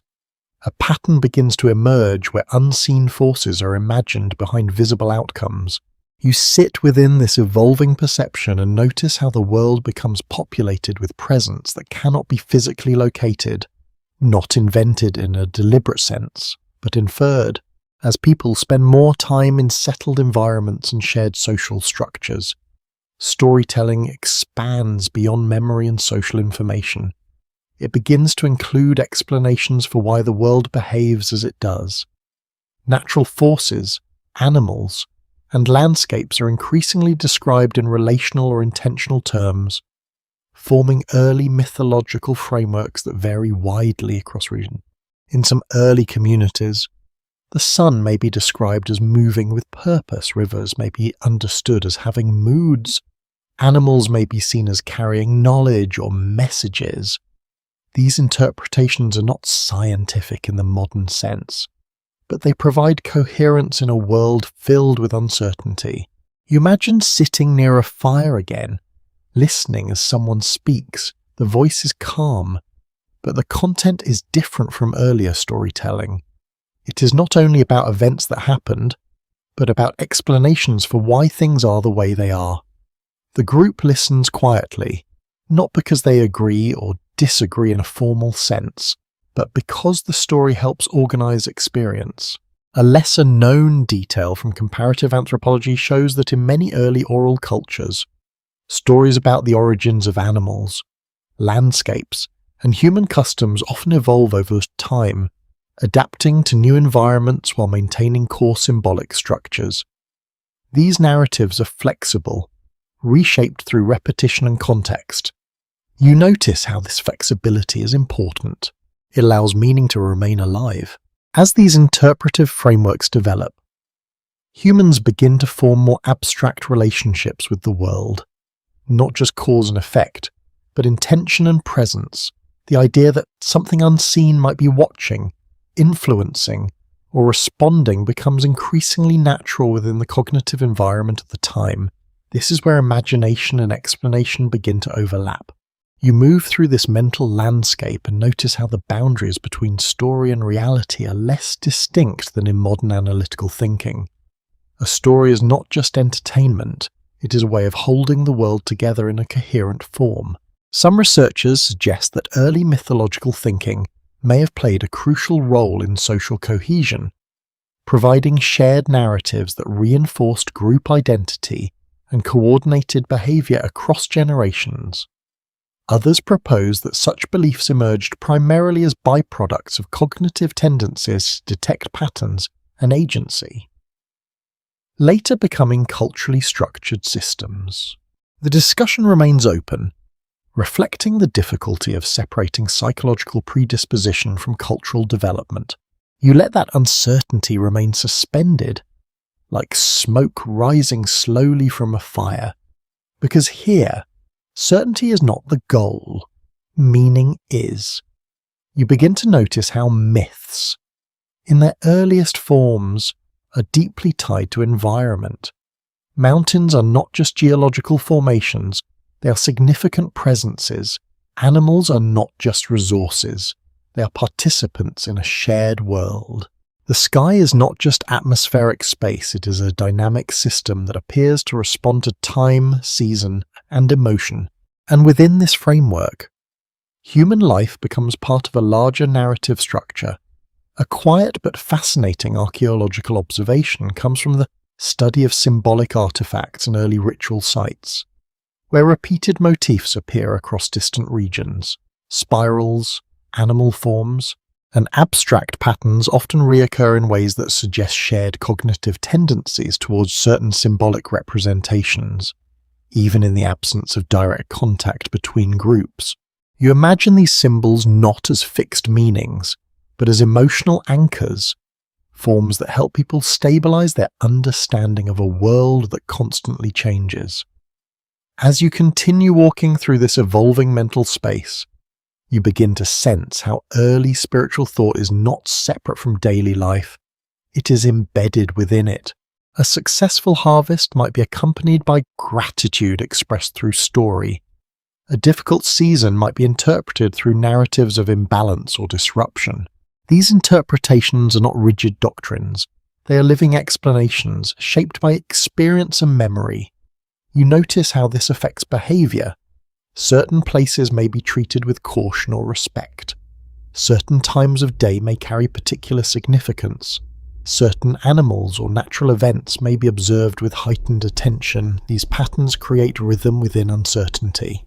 A lesser-known ethnographic detail from studies of oral traditions shows that storytelling in many early societies often serves multiple functions at once, including explanation, moral guidance, emotional processing, and social regulation.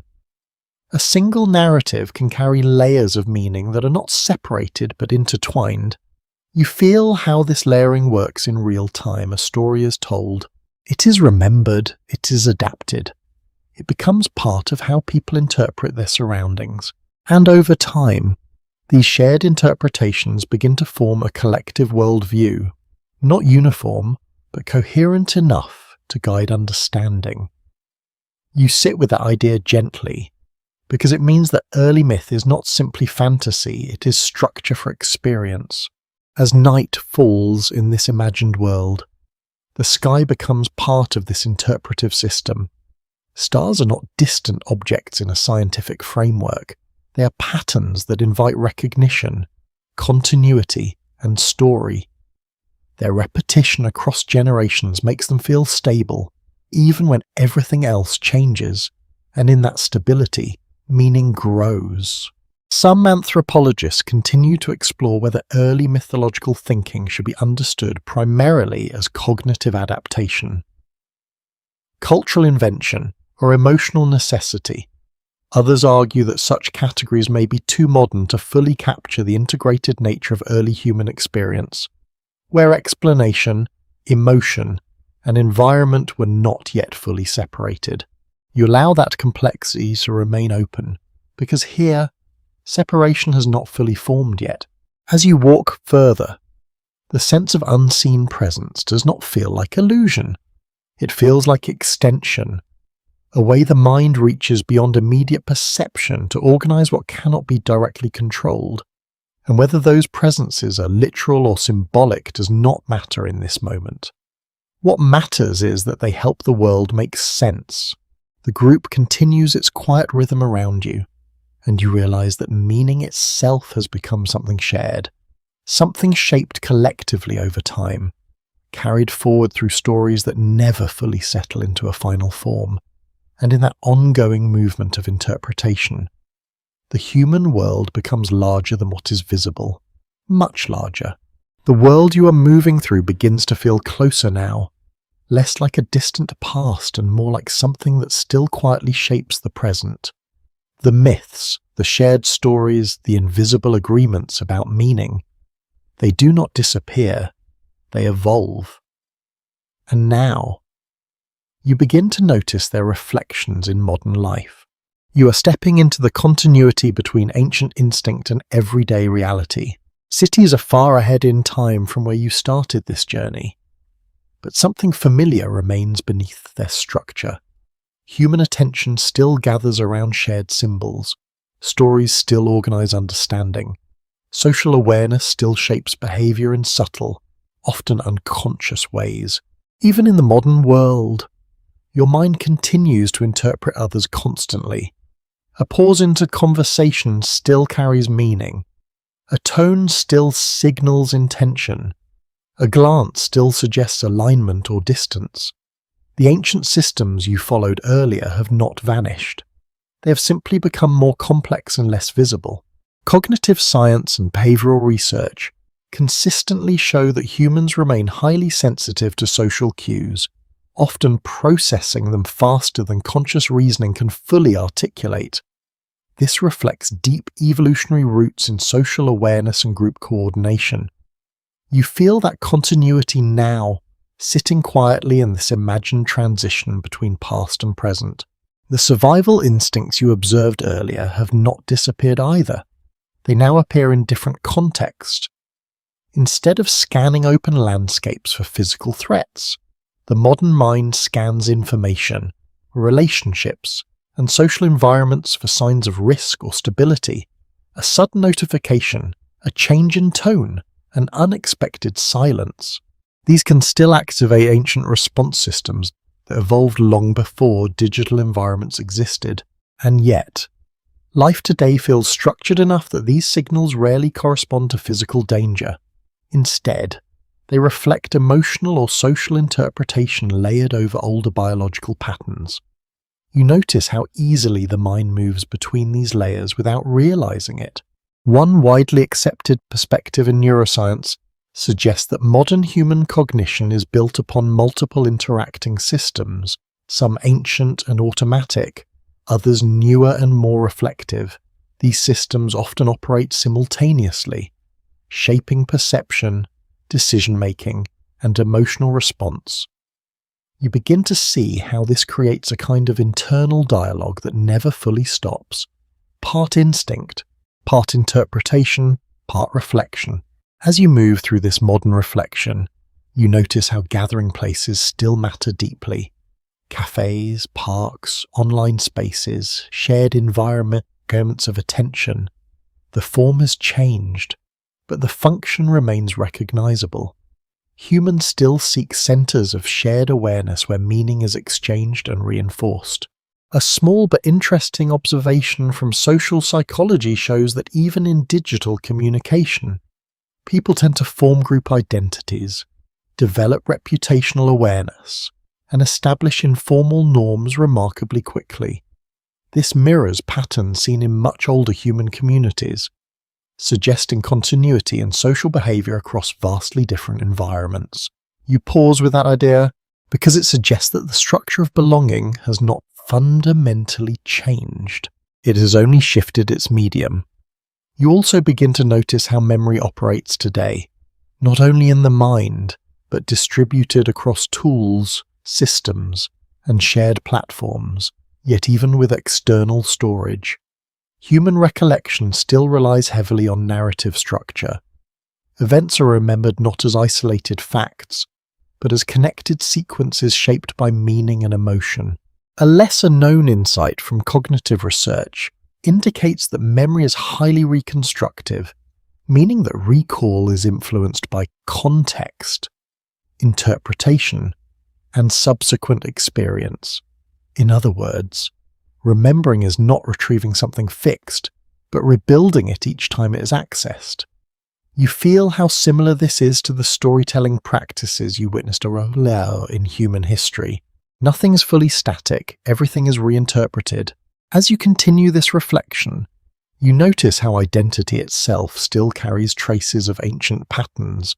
People define themselves through relationships, roles, and shared narratives. Even personal experience is often understood through comparison with others and through social feedback. Some researchers in anthropology and psychology propose that the human sense of self is fundamentally relational, emerging from interaction rather than existing as an isolated core. Others emphasize individual cognition as primary, with social influence acting as shaping force rather than origin. The discussion remains open, but both perspectives acknowledge the importance of connection in shaping identity. You begin to see how both ideas exist at once in lived experience. You are individual, yet constantly shaped by others. Modern life also retains subtle echoes of earlier spatial behavior. People still prefer certain seating positions, still orient themselves toward perceived safety, still respond to environmental layout in ways that feel instinctive rather than learned. A quiet observation from environmental psychology notes that spatial comfort and perceived control over surroundings continue to influence human behavior in ways that are often unconscious. Reflecting deep-rooted adaptive mechanisms, you notice how often you choose places without fully knowing why. A corner seat, a view of the entrance, a familiar path through a space. These small preferences are not random. They are inherited tendencies expressed through modern environments. As the reflection deepens, you begin to understand that nothing in this journey truly ended. Firelight became conversation. Conversation became story. Story became shared meaning. Shared meaning became identity. Identity became modern experience. Each layer built on the previous one without replacing it, and beneath all of it, the same core patterns remain: attention to others, sensitivity to change, search for the meaning, need for belonging. Even in a world filled with technology and speed, the ancient mind is still present, quietly guiding perception from below awareness. You realize that what you have been tracing is not a sequence of separate eras, but a continuous thread of human cognition adapting to new environments, and that thread is still active, still shaping how you think, feel, and interpret the world around you. The thread continues, but now it feels quieter, almost like it is no longer moving forward so much as settling into place. Everything you have walked through, firelight, language, caves, settlement, sharing, fear, empathy, myth, it does not sit behind you as separate chapters anymore. It feels layered inside the present moment, like sediment of experience that never fully disappeared. And now you return gently to stillness, not an ending in the dramatic sense, but a soft return to where awareness is right now. In modern life, the ancient instincts you followed earlier still operate beneath everyday routines. The need for belonging, the sensitivity to tone and presence, the quiet scanning of social environments, all of it continues in subtle forms, even in silence. Your mind remains attuned to patterns of safety and connection. Neuroscience continues to map these processes, showing how deeply interconnected emotional regulation, memory, and social cognition are. What once ensured survival in open landscapes now helps navigate conversations, relationships, and information-rich environments. You can feel that continuity now in a calmer way. No urgency, no scanning for threats, just awareness of how deeply rooted you are in something far older than modern life. A gentle insight from evolutionary psychology suggests that many human emotional responses are not outdated remnants, but adaptive systems still useful in contemporary contexts, even if their original environments no longer exist. Other perspectives argue that modern conditions sometimes overstimulate these systems, creating responses that feel disproportionate to present-day situations. Both interpretations point toward the same reality, that the ancient mind is still active within the modern world. You sit with that understanding quietly, around you. Everything is still ordinary, but ordinary no longer feels simple. It feels accumulated. Like every human who ever listened to fire, walked across unfamiliar land, shared food with others, or tried to understand death, is still present in the structure of how perception works. A small observation from cognitive science shows that humans tend to construct meaning continuously, even in the absence of external narrative. The mind naturally organizes experience into patterns, stories, and emotional continuity, often without conscious effort. And so even now, as you rest, your mind is still doing what it has always done, making sense of existence, not through effort, but through inheritance. You might notice how the idea of instinct has softened throughout this journey.